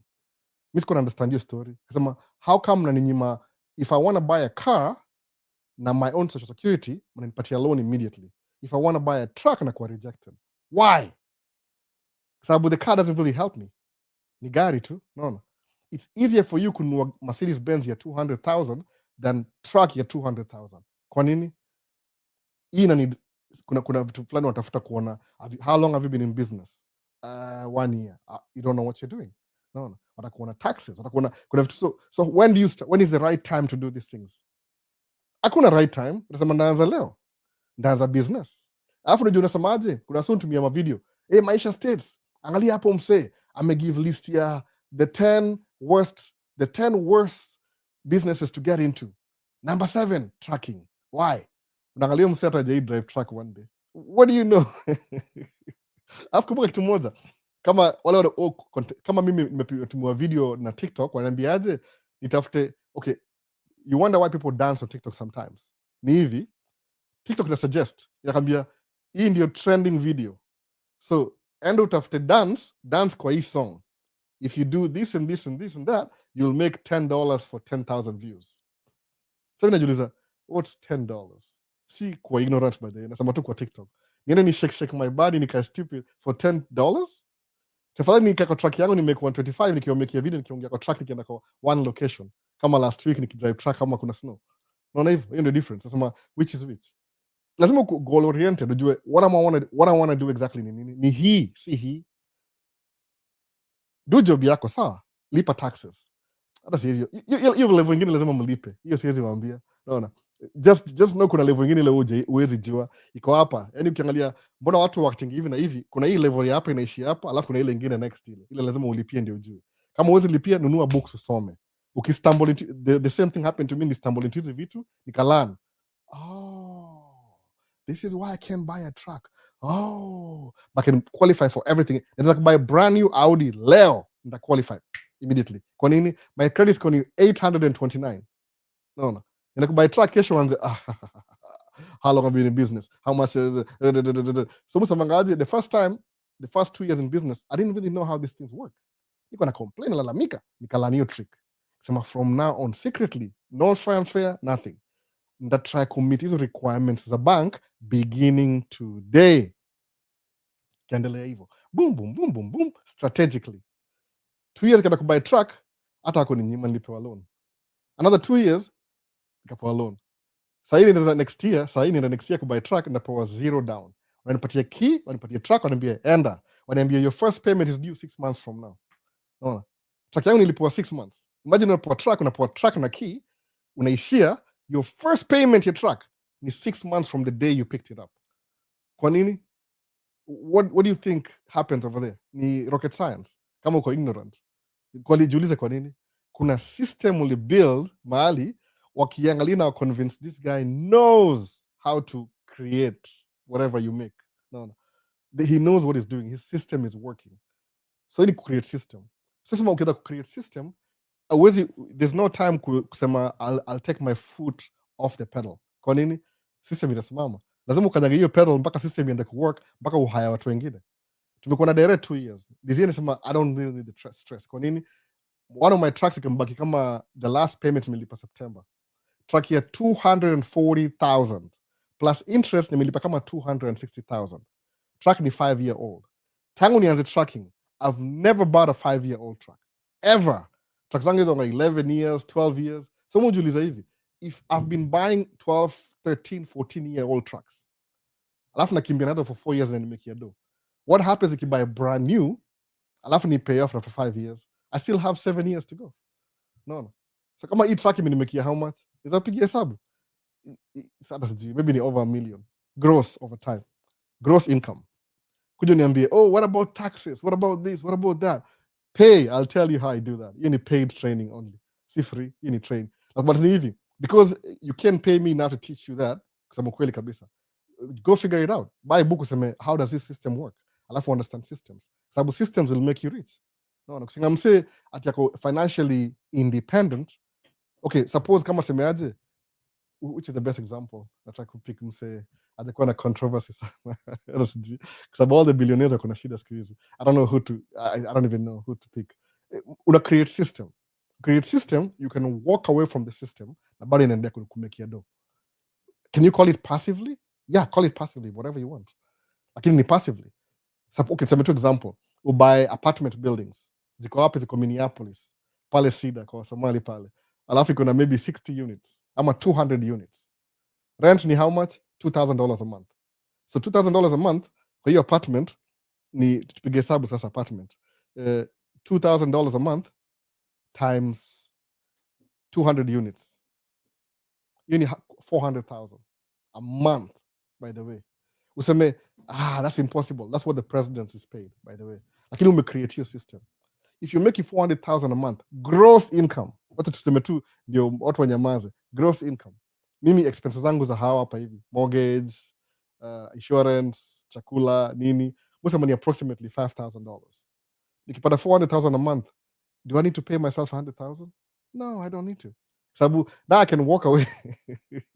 Iza kwa nikiamka kama vile mdosi wetu mmoja mdosi. Yeye amka 9. Of course akona ni mgonjwa kidogo. Yeye amka 9, anaingia job 10, ana mpaka 11, midi anachukua half an hour break mpaka 12 mpaka 12:30, alafu anarudi job 12:30 to 1:30, 2 ana shut down. So kili job na yeye alikuwa huko for only 4 hours. Na kaenda. Mimi nichapa 12 hours a day. Why? He doesn't need to. Kwa nini? Build your system 20 years ago. Mwona hivyo? So the thing ile ni kubuild system inakumekia do bila wewe kuko huko presently. Na ile system lazima uzibuild mwenyewe. Wewe sema ati ndapatia msemo mwingine, best yangu mwingine pia. Leo na majina mob example. Yeye alipatia msemo amranie business. After 5 years business ilianguka. Alafu akasema ati umse ni mwachia business niranie na ameangusha business. Nikamuuliza swali, how much were you involved kwa hiyo business? Sema, he knew what he was doing. I'll just check on him once every 6 months. alafu business ilidai leo. After 1 month ule msee ule manager wake akafungua business yake hapa, ikaanza kuthrive. Akatry kumsuu msa amekeep books so perfectly hata ungemsuu. Business sahi ile business akanadu ili thrive. Nikamwambia, well, how crazy can you be watching msee ana run account ya 350,000 a month, alafu hata you don't check on them na ni employee wake, kwa sababu kuna wase hiyo do hajazoea, by the way hajazoea hiyo do, na si yake, ni ya mtu mwingine. Akiiba wanaupet ataiba mpaka umshike, na kama ni msmart ataiba mpaka aanze kubuild yake kando. Hivyo ndio wase ufanya hivyo, by the way. But kama hujazoea ati hands off, hapana. Fanya job mpaka siku ya mwisho, by the way, kwa ground. Build system itakucreate wealth. Mimi na system kadhaa, by the way, si big sana, zangu ni small scale, lakini msemangaje, what's the outcome? Suppose na life insurance, for example, some example life insurance, ile life insurance yangu ni kama tuseme some figures, tuseme tu labda ni $1 million. So what makes you contract life insurance work? I have to pay premiums every month. How much are the premiums? The premium labda tuseme ni 1,500. Sawa, your job is to keep paying 1,500 every month, ndio keep his system active. What happens leo kitu kilifanyikia, watu wangu ni millionaire wote combine, alafu nimecreate system that hata nikikufa leo au watatudu kitu fulani itawasaidia kudouble hiyo do times 3 in their lifetime. Ikiendelea hivyo pia wengine, alafu upate msem fulani, my great grandkids wanaishi hapa, mimi au kama kuniona kwa whatever mali nimelalishwa, wasema oh this guy Albert, oh he was a really nice guy, you know, he did this, did this and this. Kitu kaa hiyo, nataka comment TikTok isifunguke, alafu when he did this and that, alafu sasa mati, you guys are so lucky, you're trust fund babies. Ajui 3 generations ago mse fulani wa Israeli alikam States akawakada akacreate system. Ni system say. No. So msaki yage shindo, how do I tell you this bila kumake you feel kama uko out of place? Ina make sense, and you can do this anywhere in the world. But me vile ku understand ni very unique hapa States. No. Mimi baadaye mimi. Jambi kweli kabisa ni kama hapa na nini? Niko na backpack. Ndio si backpack. Ile bag ya mgongo. Si tangaje Kenya. Sasa hiyo jina. Bag ya mgongo.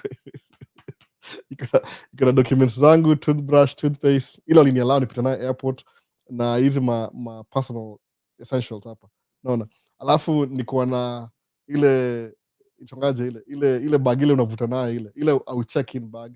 Itangaje na South jina. Mimi sija travel for a while, 2-3 years. Ile bag ya kawaida unavuta hivi. So I had a backpack na hii bag nyingine hapa. Niko nimevaa jeans, ile bag ikosh, na jeans nyingine, two pairs of jeans, 3 shirts, maybe 4 underwears, 2 pairs of socks. That's it. Na my documents. Ile bag nyingine ni check. Hata ikuwa yangu, ni check nyingine bag mbili. Moja ilikuwa nimeka nafunga mlango tena. Moja ilikuwa nimeka ilikuwa dishi, ma blue band za watu hizo. Ama ilikuwa chapo, carry on. Kuna carry on hiyo carry on. Chapo kila kitu, chapo kila kitu. Alafu ingine ilikuwa na ma blue band. So nilifika hivi airport ikaenda. Ingine ikaenda. Umeona? Nimekuja hapa na backpack na ile carry on. That's it. Unaona? Na $98 ile exchange rate iko hata $100. Short of $90, $98. That's it. Alafu semaje, okay, it's been 18 years, almost 19 years sahi. Sahi maze niko na remote ya TV. Hii ni remote ya TV. Niko na remote ya TV sahi, unaona. Sikubaba hii TV nilipata hapa, ni remote ya TV, kwa remote, unaona. Ati hii TV ni yangu ati, supposedly hii TV ni yangu. Niko na remote nyingine ya TV, angalia. Stuff, unaona. Hivi. Hii ni ya DVD, hata sijitumia yangu, unaona. Sahi yani kiangalia hivi. If ikikuwa kicked out sahi na go back, hata siwezi baba anything hapa niko nayo. Yani una build things over time. Umeona hivyo? Remote ya TV. You just build things over. So uni mimi kweli. Sasa hivi kuna vitu kwa nyumba, you are supposed to throw them out, ndio kuna space. Stuff. Na si stuff mimi peke yangu, mimi na stuff zangu pia. Na kama hii kitu hii ni kitu moja niko nayo. Angalia hii. Hii hapa. Go Docs. Situmii anymore. Unaona? Hii. Go Docs. Iko nayo hapa. Because nimenunua nyingine. Hii sasa itakuwa I have to find the use for, ama nipatiane ama niuze. Nataka hizo. Ni systems. Kwa sababu as long as uko alive na uko resourceful enough, utajibuild your life you never imagined. That simple. Umeona? Si ati ni hard sana. Najua kuna wasa hata sijui. Kuna wasa waaminingi hizi vitu. Nasema hivi jiko based on the comments za TikTok ziko very ignorant. Nasema how can I help these people? Ignorance yani on a higher level. Anyway, Q&A tuendelee. So the system, by the way. What nikidu hivi ndadu the system. No. So Albo, in terms of setting your finances in order and track fully paid, aside from tracking and real estate investment, kuna kitu gani in your basket list in terms of financial freedom? Me, I'll keep working, by the way. Mi sina desire kununua yacht kwenda Monaco kuishi huko. Sina hiyo desire. Maybe my kids will do that. Si mimi. Mi nasemanga tu ni ile nataka nikuwe hivi kama naweza create system alafu niko involved na hiyo system. Kwa sababu unajua ile purpose ni muhimu. Kuna sababu ufanya job because of purpose. Ile it fulfills me. So nasemaje, in case I could do travel video, nasema wacha nika visit Europe for 1 month. And niende ni visit Europe for 1 month. Niende ni experience racism, chakula, everything. So wacha niende South America. No. Actually, one of the things I kufanya, one of my bucket list ni kununua motorbike tu yani. Ninunue Indian, alafu ninunue Harley Davidson, ninunue Honda, ni go through your list yote. Alafu nimegundua motorbike ni affordable could travel. Alafu ni retrace ile steps zangu za could drive over the road 46 states zote na motorbike sasa sina truck. Alafu ni come back. Alafu ni share hiyo adventure. Actually, your adventure, it could be so good that monetizes my trip because I know how to use the cameras. Then nimesneaking up na kamera zangu hapa hivi. Kuna kamera yani, kuna kamera poa za kurecord kama kuna ni gari. Though mu prefer hizi za nini. If you can do this is a high quality kwa gari, it makes it even better. Kwa nini? Because high quality I reduce inabaki the same. Umeona? So if you want quality things, kuna vitu lazima udo. Nikugundua the reason why sifanyangi camera review sana juu only a few people what understand kile mimi naongea. Because hata mulan kwa watu wengine. Muenda kwa kuna place itoka National Camera Exchange, ni kama mom and pop store, si mom and pop store, ni kubwa sana. Maybe ni family business. Kuna ma salesman huko hivyo. They'll explain everything you need to know. Si Best Buy, ni camera store. So ni ile one-on-one. Unauliza mtu swali akamwambia, okay, which is the best lens for this? Akamwambia ni hivi na hivi na hivi. How can I buy one? Akamwambia, oh, by the way, so rent my lens the whole year. Alafu because when you're renting a lens, after 6 months you get your money back. That tunaiuza discount. No, alafu inaenda. Umeona hivyo? Oh, Andrew Kibe 47 counties motorbike safari. Ya kitu kama hiyo, lakini bike yangu itakuwa kama ya Andrew Kibe, ile bike ya sijui nini. Nanua Indian ile kwa baga ile iko na hapa kando, iko na muziki, iko na GPS, iko na I don't know how many horsepower. Mtaiona kama ndaibuy. I'm thinking about it, sijui, but tuna agina wife. She'll never win that. But anyway, si do yake. Mbona namba camera, by the way? Angelika down payment ya motorbike. Okay, anyway, ni story mob. Kitu kaa hiyo sasa, yani una travel to around. Labda naweza na Sturgis, niende North Dakota, ile event ya Sturgis ile, niende huko hivyo, alafu niende mpaka West, niteremke chini California, nirudi Highway 10 mpaka Florida, alafu nikam mpaka East Coast, alafu nipite I-70 yote, nirudi I-40 yote, Route 66 yote, alafu niweze kupanda ile Highway 5, Highway 15, Highway 30, 35, 45, 55, iko hapo hivyo Illinois, niende 79 Ohio, everything 95 mpaka New York, everywhere ni driver truck, ni drive hizo highway zote. Niende Texas mali kuna 85 miles an hour, huko Highway 10 kwenda huko New Mexico mali hakuna kitu, ni wilderness peke yake. I was driving at night, nakumbuka. Niende Louisiana, ni cross ile bridge ya 23 miles bridge kwa swampy place. Hiyo place is scary, by the way. Woo! I didn't even think. Kuna bridge 23 miles. Una drive half an hour kwa bridge. By the way, Louisiana. I think ni Highway 10. Do all that, alafu niseme nimeachieve you. So tuanze kwenda Mexico, tuanze kwenda Jamaica, tuende Dominican Republic, Leona, Haiti, tuende anywhere. That's what I would do. Ni kama imagination too. Your dreams should be bigger than you, by the way. Ziko above wewe. Ndio ikuwe ile ni kama una appreciate kuzi experience. Sababu once you experience, ina reduce. No. You never arrive, by the way. Hiyo ndio story moja. You will never arrive. Hautaifika. Binadamu wafikangi. No. Binadamu wafikangi, utaifika. If you think your wife is the most beautiful woman, kesho utaona mwingine more beautiful than her. gata kudeal na that's another story. That's about ile visual, the visual by the way. Visual. Anyway, tuachie story hiyo, italetea shida hiyo. Kuna vitu usema unaikata hapo haraka before iende mbali. So ndio hivyo, financial freedom ndio hivyo. Freedom, yani you have a system that makes you money. Na it depends. Kuna wase kama kuna big na kuna small. More contented. Musema I know where na lifetime niko na very few years to live. Sina miaka mingi. So nasema hizi ndio goals zangu. If I don't achieve them, somebody else has achieve. Goal yangu ilikuwa by nani kuna 5 trucks, by the way. 5 trucks, dump trucks. Ali akona 9. No. Nilikuwa naongea na Ali akona 3. So but other besides the 5 trucks ameshift chapa kwa business ingine tena. But anyway, tuende ka TikTok. TikTok nimeenda mbali sana. So na go through ma questions haraka ilikuwa nini? Na kama uko na business ya W2 unaweza write off taxes aje? Business ya W2. Ati na kama uko na biz ya W2. What biz ya W2? Doesn't make any sense. Unawezaje write off taxes? It doesn't make any sense. That na kama hiyo ni assumption, it doesn't even exist, by the way. How do you have a business ya W2? Like what exactly? Explain. Sijui sema jina lako. It makes sense kwangu, by the way. Maybe there's something na miss. Seti ati uko off kabisa. It doesn't make any sense kwa business W2. No. Kama kuna any before that. Video editor here, bro. How lovely is States? Kuna States imechangamka. Kama gani? Houdini? Jina gani ya Houdini mse? Niambie kazi ya editing. Mu edit videos zangu. I love doing it. No. Terrible job, but I like doing terrible jobs. I'm getting better every day. So video editor hapa hivi. Let's talk about software engineering. Is DV suspended or delay? I don't know. I don't work for the administration. So what can you derive his success from? What can you derive his success from in such a short time? 2019 to 2025, 10 trucks. Oh, I can point. I know exactly what he is doing. I just don't want to share it. He's my friend, so I can't really give you everything. Paid training, I'll give you paid training.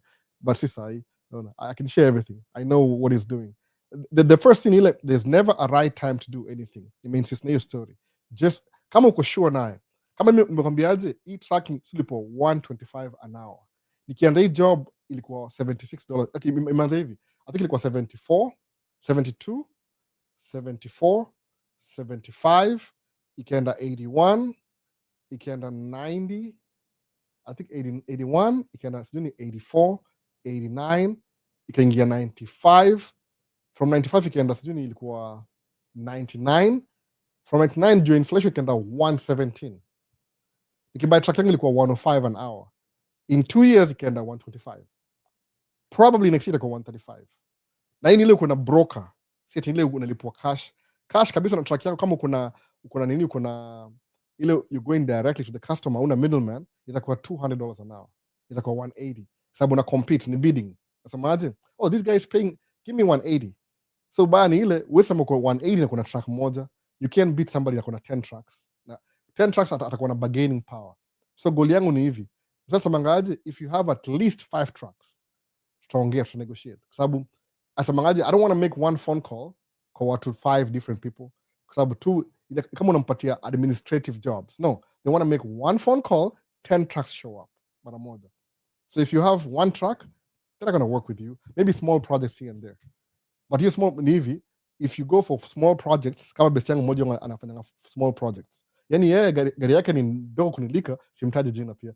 Gari yake ni ndogo kuniliko, lakini you make more money than me. Kwa nini? Yeye nanga contracts zingine zake, kuna specific zake amezibuild, alafu yeye wako na broker when this is not so busy. So I'm building yake. Very hard working guy, by the way. Extremely hard working. Anyway, sisi tutaja jina yake. Niza by mistake niseme. Hiyo kwa contract zake hapa hivi, he makes more than I do. Hata 140 an hour na mume kwa 25. So possibilities ni endless. Ni ile the reason why I'm comfortable na 125 ni ile nimewaka na ama broker for so long, I know their ways. Like I know how they do their system. I know how their system works. So msemangaje ni ile safety. If I have drivers na tunatumia app, it's much easier because when the driver is driving, itafungua simu yangu hivi niangalie if the driver kama ana joke around, naangalia tu up on how many loads does he have. I can check on them basically using somebody else's system. Naelewa? So it works for me. I'd rather get less pay but iko na ile management kwa sababu over time juu ukianza business si ati sio watu wangalia business aje. Uwezi kuwa okay, which is the best example I give. Uwezi kuwa na una marry wife ndio mdivorce kesho, ni long term example ya life. Uwezi kuwa na watoi alafu wa kick out kesho, doesn't matter, ni long term. Unaona, ni 18 years minimum. Unaona, so kuna vitu yani lazima kuwe na purpose ya kudo kitu. So ukianza business yet ni goal yangu ni Mercedes. So ndaanza business ni do Mercedes alafu niwaachie hapo. Okay, sawa, yeah, okay, let's be honest, utabuy Mercedes. No, mo drive Audi. Audi ilikuwa dream car 2019. No, it's funny enough. It was my dream car 2019. Now, other you see, it's nothing. It's nothing to me, by the way. It's nothing. Yani, everything I wanted to check boxes zote. Muju wa magari. Kuna gari kwa design ours are the topmost. Alafu wana strip down to save cost. Oh, gari topmost kabisa. Example ni gani? Which is the best example. Kama tume Audi. Audi ugatumia itwa Prestige. Prestige ndio the top kabisa, Prestige. Alafu kuna Premium number 2. Alafu kuna Premium Plus. Alafu kuna hii regular stini gani? Hata sijui gani. Ama ni Premium Prestige, Premium Plus, Premium. So, gari ya wife ni Prestige. Yangu ni Premium Plus, I think. The difference. So, mimi niko na options. There's things that a car iko nayo, yangu haina. Kama tuseme music. Gari ya wife iko na sijui 17 speakers. Nikiplay ngoma yangu sikia, oh my goodness, hii gari ina sound different. Oh, ni Prestige. Aya, akona soft closing doors. So kienda chukua toi, wafunga mlango hivi, au acha tu mlango hivi alafu inajivuta. Inajisakin. Gari yangu wanaacha mlango wazi. Hey, you need to shut this is not mommy's car. This is daddy's car. Cheap car. No. So kuna hiyo difference, unaona hivyo? So kuna top na kuna lower. So I wanted something different. Yangu ni sports, kind of sports. Iko na black accents. So sports Prestige exist. You have to build it yourself. So ni mtu kama alinunua gari ilikuwa custom already, alafu ikuwe used, ndio utaipata kwa market. But ile kusema I want like a sports Premium Plus, utaipata. No, utaipata by the way. Very rare. So the best option ile uende do a brand new, upo ile list ucheck vitu unataka. No. Gari yangu seats ni itongaje beige. Beige is the worst car kununua. Kwa nini? Inachafuka. Kuuza itakuwa shida. So mimi yangu atoi tukia kwa gari yangu, no food.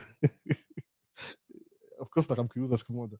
But vitu kama hizo. So kuna vitu yenu unaangalia what do you need? So 2019 priority ilikuwa Q7. Gari yangu ni 2019 by the way, Q7. So the car that nilipenda ndio nilinunua. Alafu guess my next car ni gani? A Ford Transit. Iko na heated seats? No. Iko na radio? No. No. Actually AC ni hapa mbele tu, nyuma ina freeze. Iko ni all-wheel drive, ni very practical utility van. Unaona hiyo difference? So ukisha achieve ile goal yako, nimesema hivi kama una make do, hata delay gratification, kwa sababu uza delay gratification upate the thing you thought was important, bypass already. Imekuwa ni kama tu ni regular, who cares? No. So kuzati, what kind of car would you buy sai mimi? Nanua van nyingine. Van iko so practical that sema oh my goodness. Hii van iko so practical. Angalia space sema angalia. Unaona? Ingine kubai hata za delivery ya TV ukitaka. Kuna space kubwa ndani. Alafu ni comfortable pia. Unaona? All wheel drive. Engine yake ni gani? I was very specific. Haina turbo, ni regular engine. Does it need to be fast? No, it doesn't. Mo drive speed limit. Kwa Audi, I rarely drive speed limit in Audi. Very hard, very tempting. Una flick mguu hivi iko sijui 90.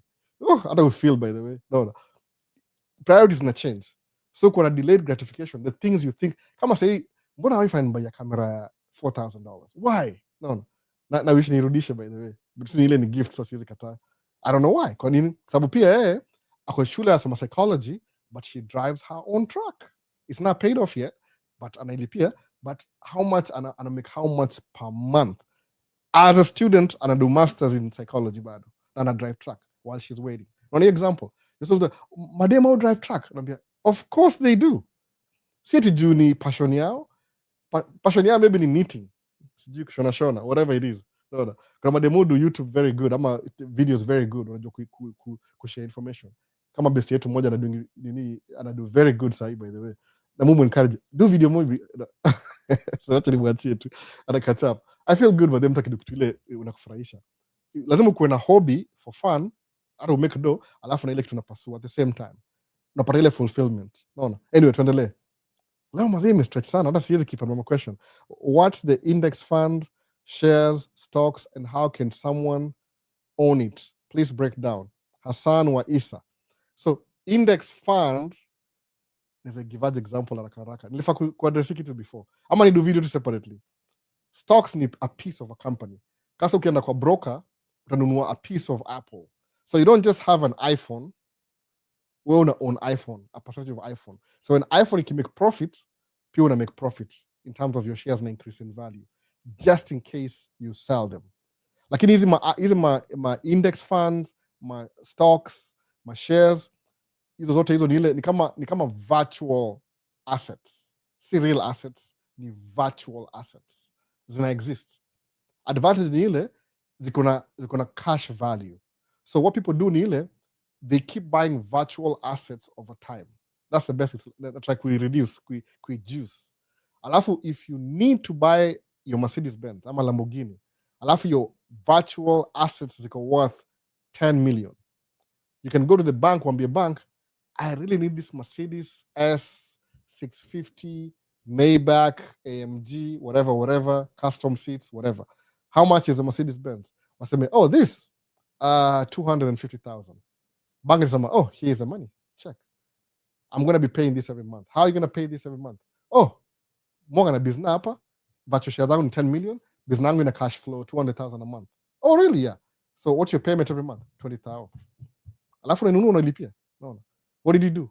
Uli leverage ile virtual address worth kuborrow against them. Ukapewa cash. That's how people build wealth. So strategy ni hivi, when you're 20 na uko young, kama utakuwa na hiyo access ya kufungua virtual assets. I'm just going to call them virtual assets for now. Ile tu for explanation point. Ni wider than this. So some uko 20-year-old. Bala kuenda kwa itongaje, the bag, uenda kudance kwa the bag kwa YouTube video. Sijini Alpha Black Production. Ile ma-DJ wakimix na mademu na dance kwa nyuma, Masai Mara edition. Kuna sijui Goodbye Nairobi. Bala kuenda kudunda hivyo kunywa pombe. Sema hivi, chukua hiyo $20, nunua shares nayo when you're 20. By time uko 30, averagely, kama ni $20, tuangalie nini, how to invest $50 to 5,000. Ile book, nafaa kuisoma, iko mahali nafaa kuisoma, but nimeificha. Utakuwa na $20, sawa, per month, times 12. Ni nini? 240, times 10. Unaona? Umecontribute 2,500 kwa shares for the next 10 years. Hii 2,500 umeinvest 10 years from now, itakuwa worth something else. Haitakuwa 2,500. Hii ni ile umepata, labda itakuwa 10 times hii, labda itakuwa 24,000. Kwa nini? Your shares hizo increase na reduce na increase na reduce, hivyo ni virtual assets. Lakini watu wengi au na virtual assets na real estate. That's what real estate ni building. Unazambia ndio hii nyumba unaichapa hivi. Unaona hii ni nyumba real, ina exist. Virtual assets ni stocks na shares of kama hizo. So how do you buy stocks? It's a whole other topic. And watch Ikonini podcast, huyu dem nimesahau jina yake. I'll explain kama mtu uko Kenya, what to do kama uko Kenya. Kama uko States ni very simple. Kuna Charles Schwab, alafu kuna na saa hizo majina sahihi haraka. Tatu, oh man, nimeongea haraka sana. Enda buy book, itangaje book. Where is that book? Kama uko US, unaona. Enda kwa library sahihi, Barnes and Noble, ama enda kwa Amazon sahihi. Kama uko US by the way. Nunua book. Soma hii book. One of the best. Okay, am I covering anything? Hivi, endo buy book. I will teach you how to be rich. Ndio hii hapa hivi. Tuna kama inaonekana. Iko opposite pia huko. My goodness, why? How come? TikTok? I will teach you how to be rich. YouTube. Nunua hii book hapa. Soma hii book yote kabisa. The one book you wanna, kama uko job na kila kitu. Something fell. Oh, nimeharibu bookmark yangu. Oh my goodness. Sijui liko wapi, I don't know. Nimeharibu mali kama soma mpaka wapi. So hivyo nunua hii book alafu isome yote. That's what I would do.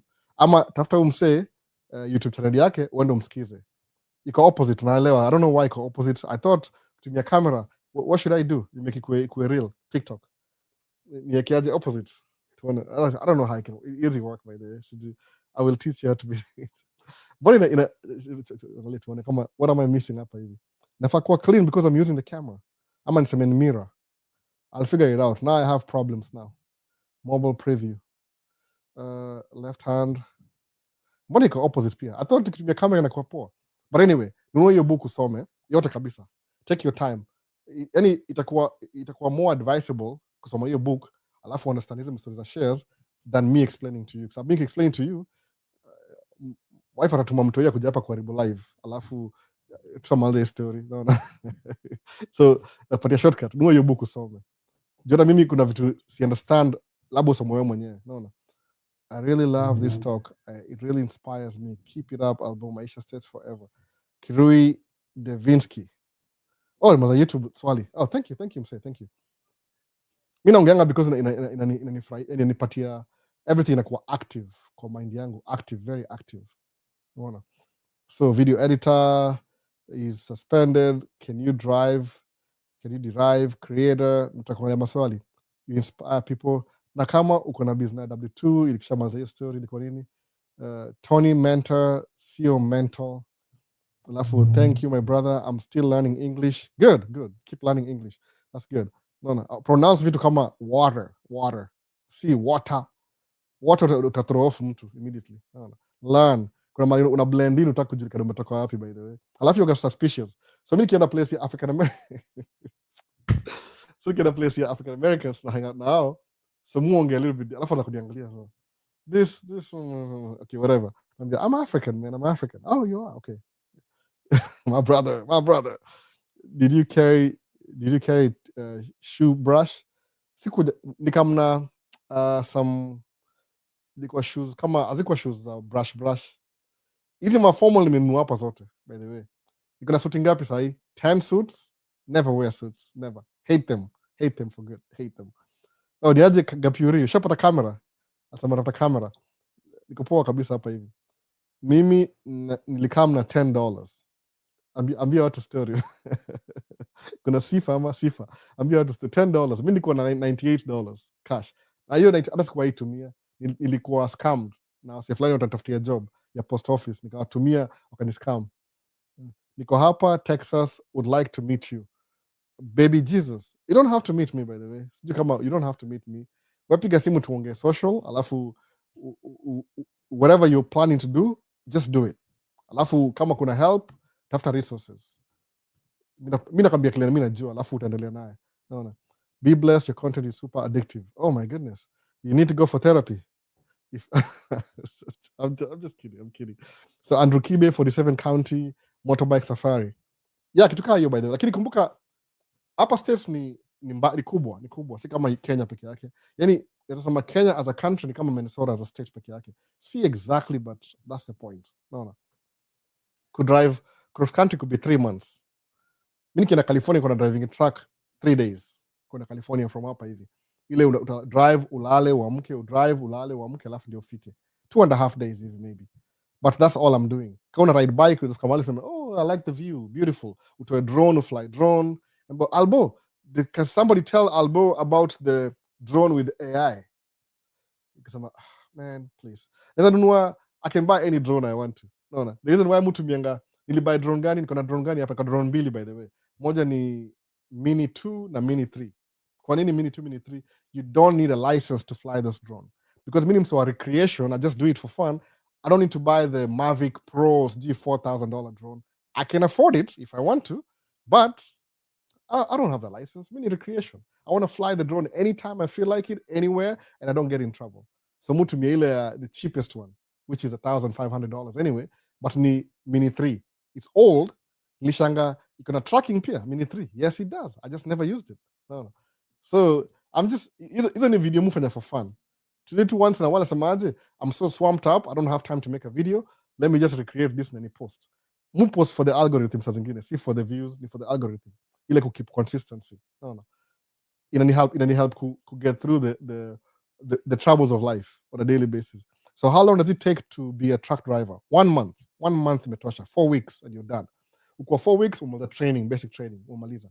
So the test ukienda place kama mimi nimaliza, mimi niko doing hivi weekend classes, nilianza May, June, July, August. Why? Yangu will take longer because I could not afford to quit my job to do tracking full time. So nilichukua weekend classes, which I had a weekend job too, but I sacrificed. I lost money to get into tracking because I had 2 jobs. The 2 jobs zilikuwa minimum wage. Kama uelewe minimum wage ni nini, uliza swali na kuexplainia vizuri kabisa, step by step. They're about cost of living. Is kuna make $25 an hour hapa States. Sawa, exactly, $25 an hour. Okay, kama mimi sahi. Okay, mortgage yangu ni kama $3,000 approximately. 3,000 mortgage $3,000. Okay, utilities ni bills kama, okay, kwa hii hao everything. Acha sema ile zile mulipa. Sikiza zile mulipa, sikiza nika hiyo option. Jua hiyo make do, sikiza ma zile mulipa. Wow, so good. Mimi nashangaa, my wife amenibuy a camera na ile panga bills. Sasa what really happened? Because before I was paying for everything. Na bado kana complain, ana do enough.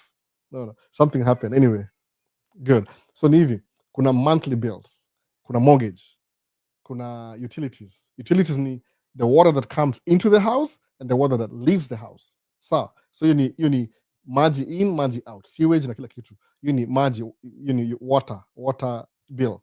Kuna trash inachukuliwa every week on Wednesday. Hapa kwetu ni Wednesday. Every week on Wednesday lazima ulipie trash. Kuna nini nyingine? Electricity, stima kawaida. Alafu kuna gas ni ya kuheat kama winter sahi. So hizo ni 5 bills. So all my bills combined ni kama $4,000 every month. Sawa? Okay, tuingishe story ya fuel kwa gari. Fuel si expensive sana. Gari yangu ni kama 100 a week maybe, hata 200 at 2 weeks. So driving you gari sana, by the way. Mu drive only weekends. So hiyo ni Audi only weekends. Weekday niko na van. I don't care. Van ni I'm working. It's part of my working budget. No. Hiyo ni gari ya biashara. Ingawaje ni vice versa. My business owns the Audi, I own the van. Should be vice versa. I should own the Audi, business should own the van. Ndachange kitu baadaye, by the way. It's too late. I got a good rate na van, kaona bala kuchukua business loan, acha nichukue personal loan. No. So it worked out like that. But ndazi reverse baadaye. But anyway, so cost of living kwa hii hao, food, utilities ni $6,000. Period. $6,000. Kwa nini? It could be cheaper, ni ile tu tumechoose lifestyle. No. Tumechoose a little bit more pricey lifestyle. You can make it cheaper if you want to. Sababu watu wangu, we don't really need to live in this neighborhood. Joao in a private school anyway. No. The reason watu ishi kwa neighborhood poor US is because of the school district. Kama hapa school district, hapa kuna mbili. Kuna Robbinsdale School District, kuna Waizara School District. So preferably mimi napenda Waizara School District. Kwa nini? Hizo properties kwa Waizara ziko very expensive. That means the school has funding. So it matters where you live in America. Kama unaenda mambo ya school district. But if your kids are in private school, it doesn't matter where you live. But at the same time, ukishi kwa neighborhood cheap to save money, your kids might pick up some habits utaki wakipick up, wakigrow up. So musema hivi, muishi kwa middle class neighborhood, alafu watayo in a private school. So hiyo ndio lifestyle choices. So it costs kama $6,000 a month. Okay, so what does that say? $6,000 a month. So you need to make at least income ya per month $6,000. How do you make $6,000? Could you job Walmart kwa store? No, you can't get $6,000. Lazima kuwa na level flani ya lifestyle na education na experience kuget hiyo chapa. Hii ni kama income ya nursing. Kama kwa manasi wawili, easy peasy, mta afford hiyo clean kabisa. Kama kuna truck driver mmoja ata afford hiyo kitu yote kabisa. So you're always 2. Mimi na watu wangapi? All together 4 kids, all of them together. Mkubwa ni mkubwa, mdogo ni 2 year old, mkubwa kwa 15. So ina vary. Naona kuna wengine kwa in between 11 na 9. So kuna hiyo spectrum ya watu. So you need $6,000. So angalia, what thing can I do inipatie $6,000 to live the lifestyle that I'm comfortable living in? Ndio hii sasa tracking. So tracking mu make how much? Mshaona hiyo figure, piga hesabu uniambie. So iko sustainable na hiyo job. Umeona? Lakini because ukido tracking, I make more than I need. So the only thing I need to do, kama nimedecide this lifestyle is comfortable for me now, the worst thing I can do ni ku-upgrade. Kwa nini? Because if I upgrade, that means itakuwa 7,000 ama 8,000. So I'm unnecessarily wasting money. Umeona? But I'm telling you the truth. I'm just saying this sahi. 5 years ago, I really wanted to upgrade. No, to show off, whatever that is. No. nataka tukuwe na hao kubwa, samba akiingia sema wow Albert, wow. I don't really care, excuse me. Maybe I don't know what happened to me. Priorities of lives will change. Nimesemaje? Bala ku upgrade lifestyle, wacha niongeze stocks. Ni buy more stocks na hiyo do extra.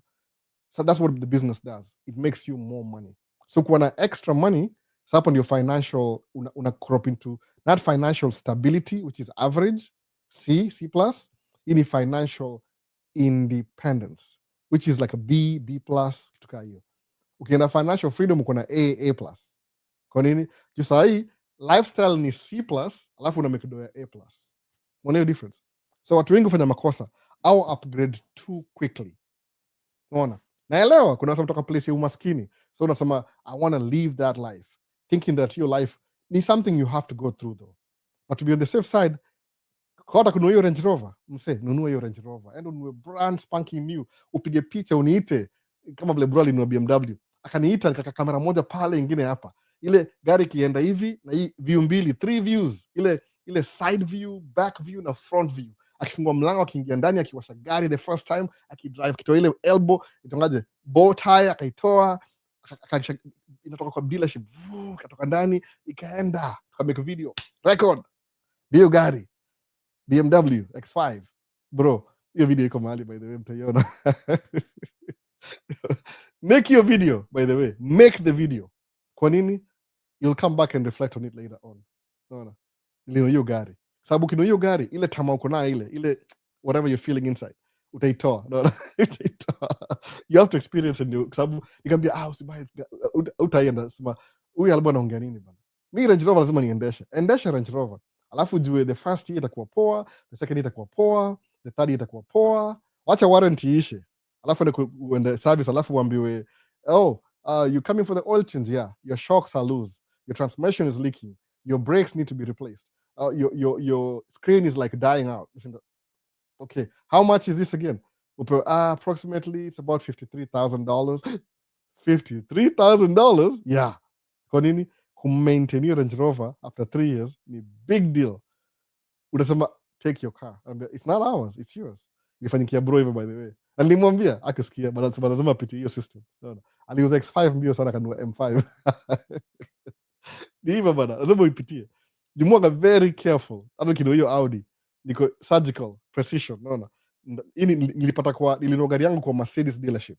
Haikuwa sikununua kwa Audi dealership. Hiyo ndio trick nyingine by the way. Sometimes tafuta gari unataka. Kuwa na ile preference inasaidia by the way, because utanunua gari ile is so unique, si uli custom order, but it's custom order to you by the way. Audi yangu ni so custom order, you rarely find something like that. Hadi kienda dealership au ni pleadia, hey, do you want to get a new one? Ile ndio niwapatia, sababu najuaje yangu it's easy to sell. Unajua hivyo, iko na ile sell, itongaje sell appeal. Juu the previous owner ali custom order, the previous owner gari yangu, mimi ni second owner by the way, ali custom order. So kuna ile sell appeal, ile ukiangalia kwa dealership yard utapata gari kama hiyo, umeona? Sababu hata rim zangu ni different. Tire ipatikani by the way, I have to order the tires from wapi, well in 21 inch. I didn't even know that. Terrible mistake by the way. Aya, kuna brakes, kuna 2 types of brakes. Kuna ceramic, you don't want ceramic. It looks ni flex, lakini kiharibika utaifix. Na si cheap. Umeona? Brake job yangu ni very expensive, $8,000. Niko na air suspension, hii ni $10,000. So msema hii gari na drive once a week. Why? Because I'm not planning to fix anything right now. Is it comfortable? Of course it is comfortable, very comfortable. Ukiingia hiyo gari kama una float. Na gari mingi zina hiyo story by the way, si nini Audi peke yake. Kuna specific ile air ride suspension. Very ina absorb to all the una kama you're driving on a rough road lakini we feel.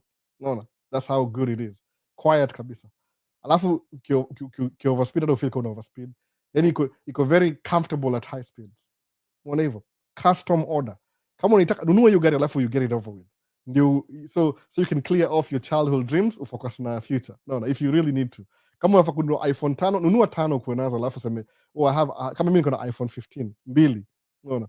Ili kwa tu moja ni ya business, nyingine ni personal. Si big deal anyway. I don't really care about phones anyway. Ile tu ile nyingine iliharibika. Nilipatia bro. Hivyo. That's what happens. Nunua utoe kitu take alafu ndio focus na future if you really want to. But what to make mistakes una upgrade lifestyle, una sell business. that funds the lifestyle. No. Alafu kwa kama it's not how much money you make, is how much you keep. So ukianza business, the main objective is to keep as much money as possible legally. Angalia taxes ni how much, angalia expenses ni how much, angalia anything you can cut off. You keep more money. Sababu keep more money inakupatia more ideas za investment. Alafu 5 years from now, you'll thank yourself for doing exactly that. Kama unachekelewa na watu, you have to impress people, I feel sorry for you. You'll never impress people who don't really care about your life anyway. No. Unasema mimi nabai Range Rover kushow off kwa wase. Okay, yeah. Uta show off the first day, the next day situshaizoea gari ya kawaida. Ni kama ni yao, by the way. Na ni yako. So they'll only be impressed the first time. Second time, si alboyo kana hiyo gari tunajua tu. No. Msoko exactly the first time too. So kuwa careful, keep more money, invest. Sasa I think hakuna swali lingine YouTube. Kunazo. Oh my goodness, let me refresh. Hata TikTok. I feel so bad. Track pays than a nas. Of course it does. See kila nas, by the way. It depends what kind of nasi. Tuongee na RN. RN na blow up through RN vibaya sana. Kibai track ya pili hata RN hakuoni tena. But RN ni poa. I'm not saying RN si mbaya. Ni vile mimi personally cable na internet. Mimi siwezi do nothing. Nilijaribu. It's not my thing. No. It's not my thing. Nikienda huko labda mimi nitakuwa patient sasa. Nikienda kwa mi hosi atmosphere si yangu. I wasn't meant for that. Kabisa. So tracking ndio escape yangu. I followed you from 254 hadi States. Nataka tracking. I follow you from 254. So semaje, mtu akitoka UK as a HGV driver, heavy goods driver vehicle, can he be convert directly to no. Hapa very strict. Unless you're from Canada, Mexico, United States, you have to get the new license again. No question. Zero. Ndio kwa nini? Because ujai drive hizi barabara before, they're different. The thing ile, you still have your skill, so itakuwa easier for you to get the license because you already have the experience. Lakini itakuwa tu ni that stage, that loop you have to jump through the hoops ile tu ya ku license, that's it. Kama wewe ni nas Kenya kuja hapa hivi, you can convert your nursing ya Kenya kuwa nursing hapa, but you have to go through some training ile ku make sure unajua, sababu they're slightly different. But wewe ni nurse anyway, no, it doesn't make any difference. Nurse ni nurse. Kama una experience, your experience is okay, but you have to go through this hoop.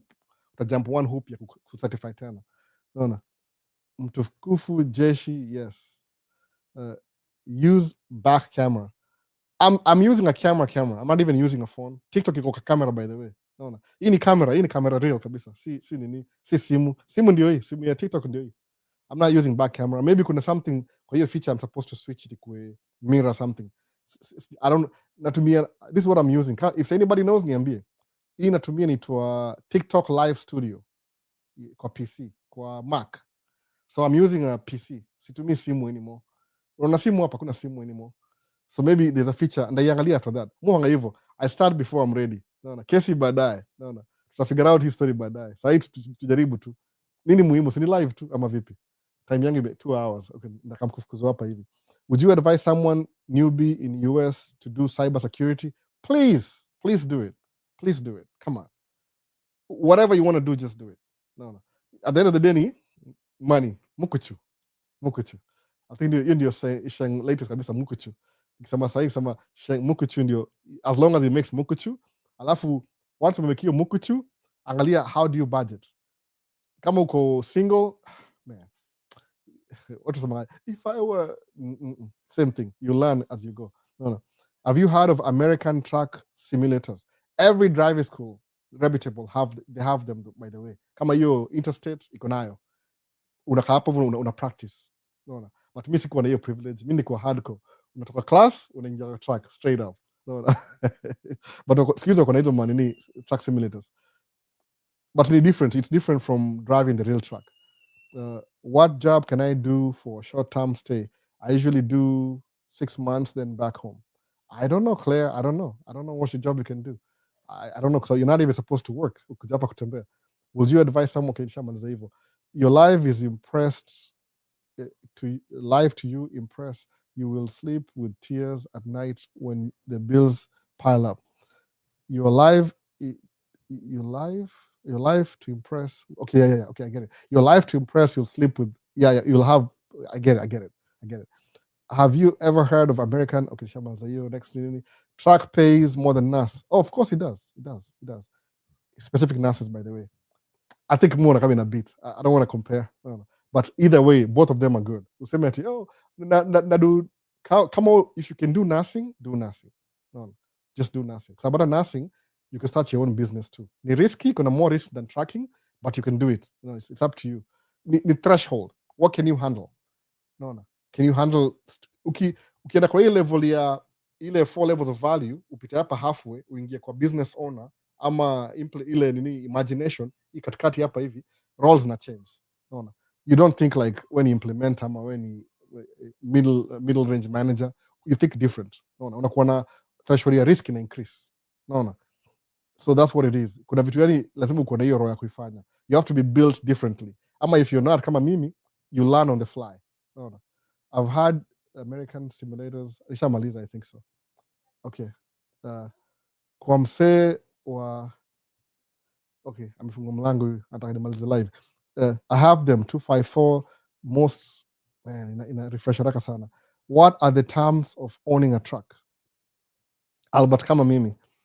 It depends. Or a Freightliner, Peterbilt, Kenworth Freightliner. If you're going to run a fleet. What? Hey, what? She looking for me? Yeah, I'm finishing up, Nia. Naambua time imeisha sahi. Can I finish up quick? I'm summarizing. This thing is hot. This thing is really, really hot. This one here. Ceramics, very hot. It's hot. Hi. So let me finish up my questions. Go paperless. Have them 254. Peterbilt. Freightliner.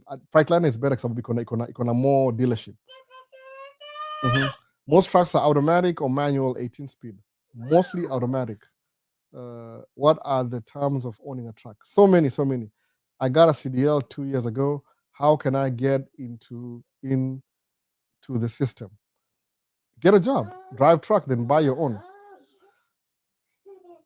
This is just water. Yeah. I have to finish up now. Go away. So I can finish up. I have 4 questions here. Both of you together. Leave. She'll turn my lights off. She can't. It's got to be touched. Okay. So any ideas which countries are banned in the DV 2027? Hassan, they usually list them down on the website. Every year is different. Every year. I think last year come ban. I forgot. It's different. Like you have to see the official page. I don't have an idea. So how many tracks do you have currently? 2. 3? The other one is on your name. That's not mine. That's your truck. Okay, it's mine, but it's yours. 3. Okay, 3 tracks. But I don't make any money from that track anyway. So it's yours. I don't. It's my biggest loss ever. 3 tracks. Okay, 3 tracks. She said 3 tracks. I have 3 tracks. 2 dump trucks, one day cab. VP Albo, John here. I have an AI agency in the US currently working with home service businesses. I'm trying to get a partner. Sijui kama you might have any friends in the market or tech space. I am very introverted. Is that true? Is that true, wife? Am I introverted or? If I'm using the camera, it seems like I'm social, but I'm still introverted. Yeah, I don't spend time with anybody, just family. Not even family, just me by myself. I go very introverted. Sijui watu wengi sana. Specifically, Tamu Grill, Fanaka events, school activities. That's it. It's like to outside. Vlogging in my car. That's it. Very introverted. Sijui watu wengi. That's why. So John Gitao, I don't know who can partner with you. What you don't discount though. What you're doing is good. Just research more in the market. No, sababu kiniambia leave my business. It's like you're asking me to invest in something I have no idea how it works. I can't really do it. Hey Albo, what's wrong with the Somalis in Minnesota? Nothing. Is anything wrong with the Somalis? Okay, so many things. No, I'm just kidding. There's nothing wrong. There's nothing wrong with them. Nothing wrong with them. Absolutely nothing wrong with them. The only thing, like Tim Wall said, the only thing wrong with Minnesota Yep. is orange guy. Okay. Yeah. The orange guy, okay. Niaje Albo, nilipenya venye ulifanya review ya MacBook Pro. Nilipenda. Next time pia ukinunua simu mpya pia ufanye review. Iko ya simu? Oh, maybe I never posted that. Oh, ya simu. Kuna video ya simu, maybe they post G. Enda angalia kama nimepost. Did I post the review? Maybe angalia Nick, labda video iko nimesahau. Nitumie message, nakutumia message ya simu. Mufanya review ya kila kitu. I know why. For insurance purposes. Insurance purposes. Yeah, that's a YouTube video. YouTube feed. She's on my video. Okay. Hi, Albo. Been watching your journey of YouTube since 2023. Oh, thank you. Nani you? Uni Evans Luga. Nipatie ideas. I need to. Oh, more. Refresh. Why is your third track parked so some time now? Ni job iko chini ama driver ndio challenge. Please make me understand.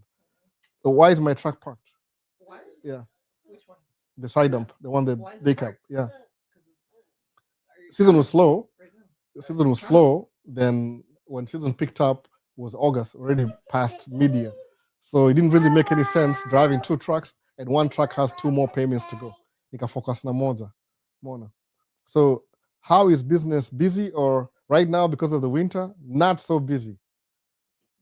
I love it. I love it when it don't work. I just lose money. What is she doing?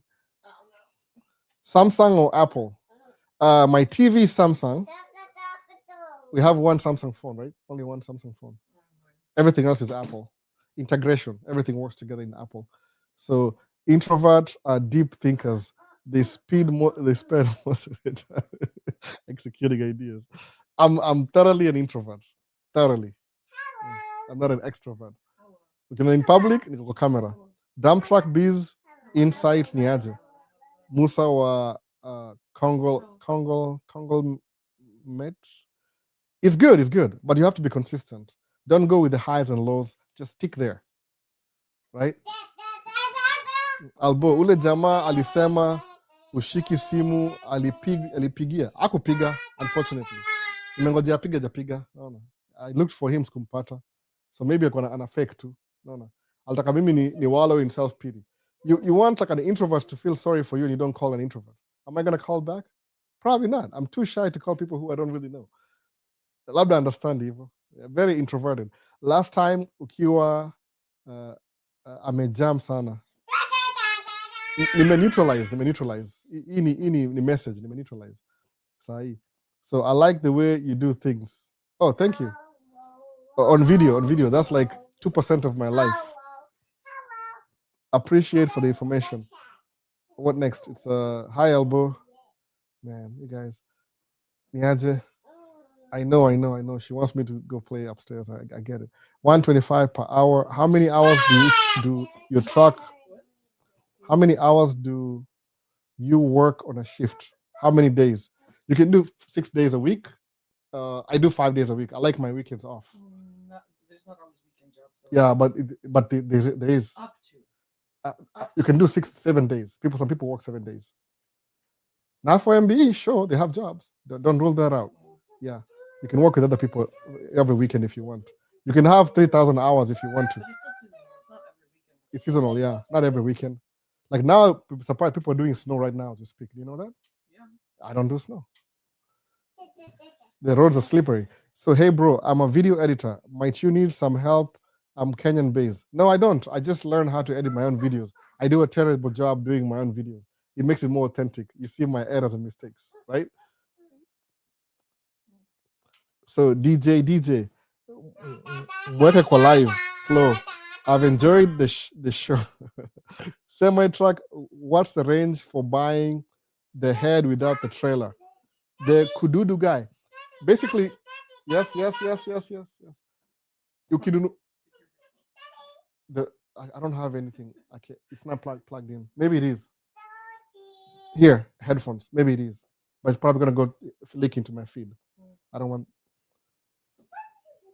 So dump truck business, semi truck. What's the range? If you want to make money buying, working over the road, you need your own tractor, your own trailer, your own authority. Then you make calls, right? some people make money with it, but it's consistency. You're not gonna go for the highs only. Go for the highs and lows. Just know how to manage your money. 'Cause you Okay. gotta pay for fuel, too. Yeah, fuel and Insurance. so where is the best place to take a CDL course? Any school closest to where you live, right? Any school. The learning is on the It's the job. same. The learning is on the job. You don't learn that much. You In just try to school, pass the they test. teach you to pass the test. The real thing is on the job training. Once you start driving, then you learn. Which is why you need experience. Experience first. So that's true. So wewe ulicheza bano na Wasomali huko Benbella Lane na KBS. Tucheza nao na bano. They are part of your social heritage. Yes. Mimi kabisa. Yeah, It's hot. It's hot. Turn it off. Okay, Tanya, it takes a while to cool down. I know, but it's like burning. Just go upstairs. I'm finishing up. I'm rushing through the questions. Please. Niaje? She's terrorizing me up there. Yeah, I want to finish Trying up. to pull down the shins. Who opened the door though? You did? She's No, you did. You opened the door. yeah. I locked it up. Literally terrorizing. So carry-on bag. Okay, questions are still coming. Now that the American dream looks a bit oblique with Trump reign, do you think someone can get to financial freedom in other places in the world through business tracking? I don't know, but yes, you can. Just play soccer and be a good soccer player. Manchester United will hire you. She's going to other places now. Can you just take her? Let me finish up. I'm finishing up. I was finishing up. Tree. Yeah, we'll get the tree right after. Here, drink. She wants to hang out. I know. So ikosa, okay, sa. Wait, guru, ikosa. Jobs are belly dump. Ikoje huko compared to dump trucks. Belly dump, it kind of like iliisha. People need side dumps and dump trucks, so it just depends. It's not. It should come when I'm not doing the live because I'm not really paying attention to her. Just go. I'm finishing up. She Take a broke wheel. the shade upstairs. Yeah, it's okay. That's a Tried to shit. pull the Just chandelier I'm finishing up. off the ceiling. Yeah, I'm finishing up. I can't even. See what I'm saying? That's why I have the thing covered. I can't even get Please. anymore. Just everything. It's 2 hours. Almost done actually. You're making it take longer now. Investing in index funds and shares. Which one is the best investment as a beginner? Just go open a brokerage account and watch videos. Watch videos. So where can we get your phone number? YouTube, any video description. And if you get my number, text me first with your name, introduction. Let's just meet first and then no. But if you don't have to, just get to the point if you want to. Is there a tax while investing in stocks and indexes? No, there's no tax. Unless you liquidate. Like if you sell, then you pay your capital gains. But you don't really, if you keep it there, you don't. You need to trick moja ya dosi by the. Good question, Asan Waisa. Very good question, by the way. That's what you do. You leverage. Stop. That's just a piece of thing. She's gonna fall. Bring her upstairs. Just bring her upstairs, please. I'm not trying to put. I'm already on live. We can do this offline. Please, just go upstairs. Is there a tax while investing? Please. By the way, bro, do you mind selling me your old PC? I don't sell my PCs. I don't really sell my PC. Which old one? Which one? Old PC? You don't have one. I don't have one. You're still using all of them. I use all of them. It's equipment for you. Albo niaje camera ulisahau giveaway 10k ni 10k nakaribia 500. Go share my videos alafu napatiana. Nataka nitoke pia nimalizane naye. So YouTube, you're good. Okay, you've which dump truck? Somebody will never go wrong. It's true. Foreigner. I know foreigner. Yeah, foreigner is already doing construction. He's on his way. I don't know dump truck soon. Yeah, now he has a reason to buy a dump truck. I don't need to tell him, he will. Mwaka kwa live. Asiwezi mwaka live. Anataka kunifukuza hapa hivi in story ya kuniambia nimalize hii story. So which dump truck? So foreigner, dump truck you'll never go wrong. Now you know, right? Now you know. You know actually really well from experience. Sasa, if that's you. Nia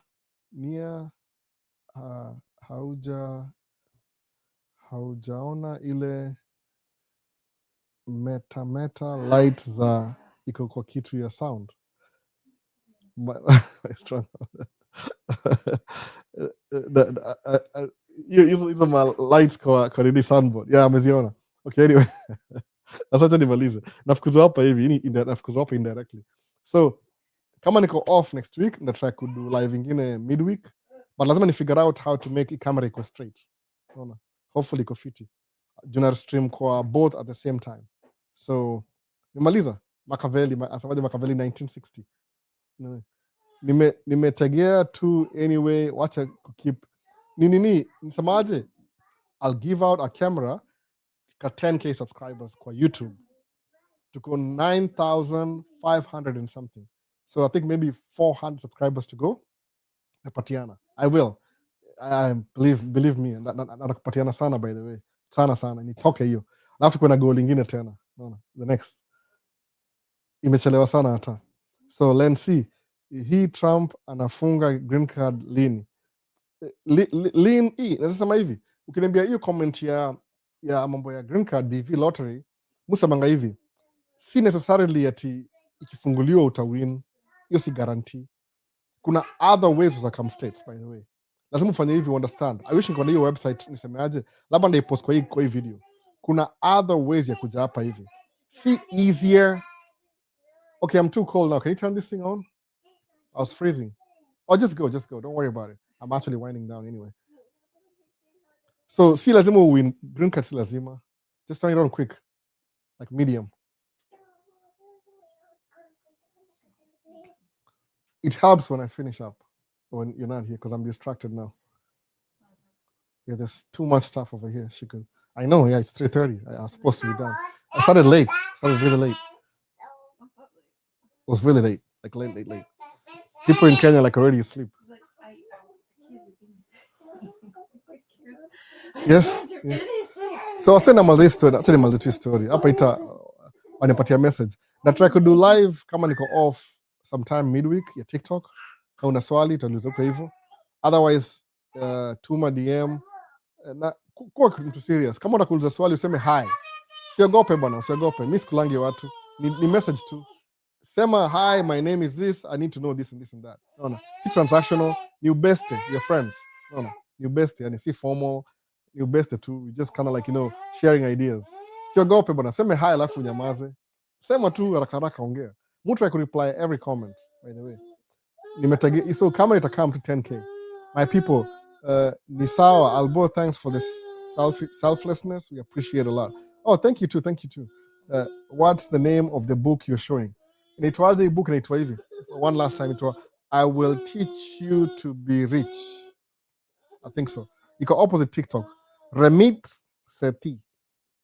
One time atanilipa. Nimepromote book sana. Anaongea juu ya shares. It's really breakdown. I will teach you how to be rich. Yataka comment below ama kwa description. So sawa. So nini ingine? Yes. Sawa. So naanza na TikTok nimalize. Niseme end live. And now. Yes? That's not even a dress. It is for her. It's a dress? It is for her. So what's the name of the book? I will teach you how to be rich. So I say. Peace. I'm out.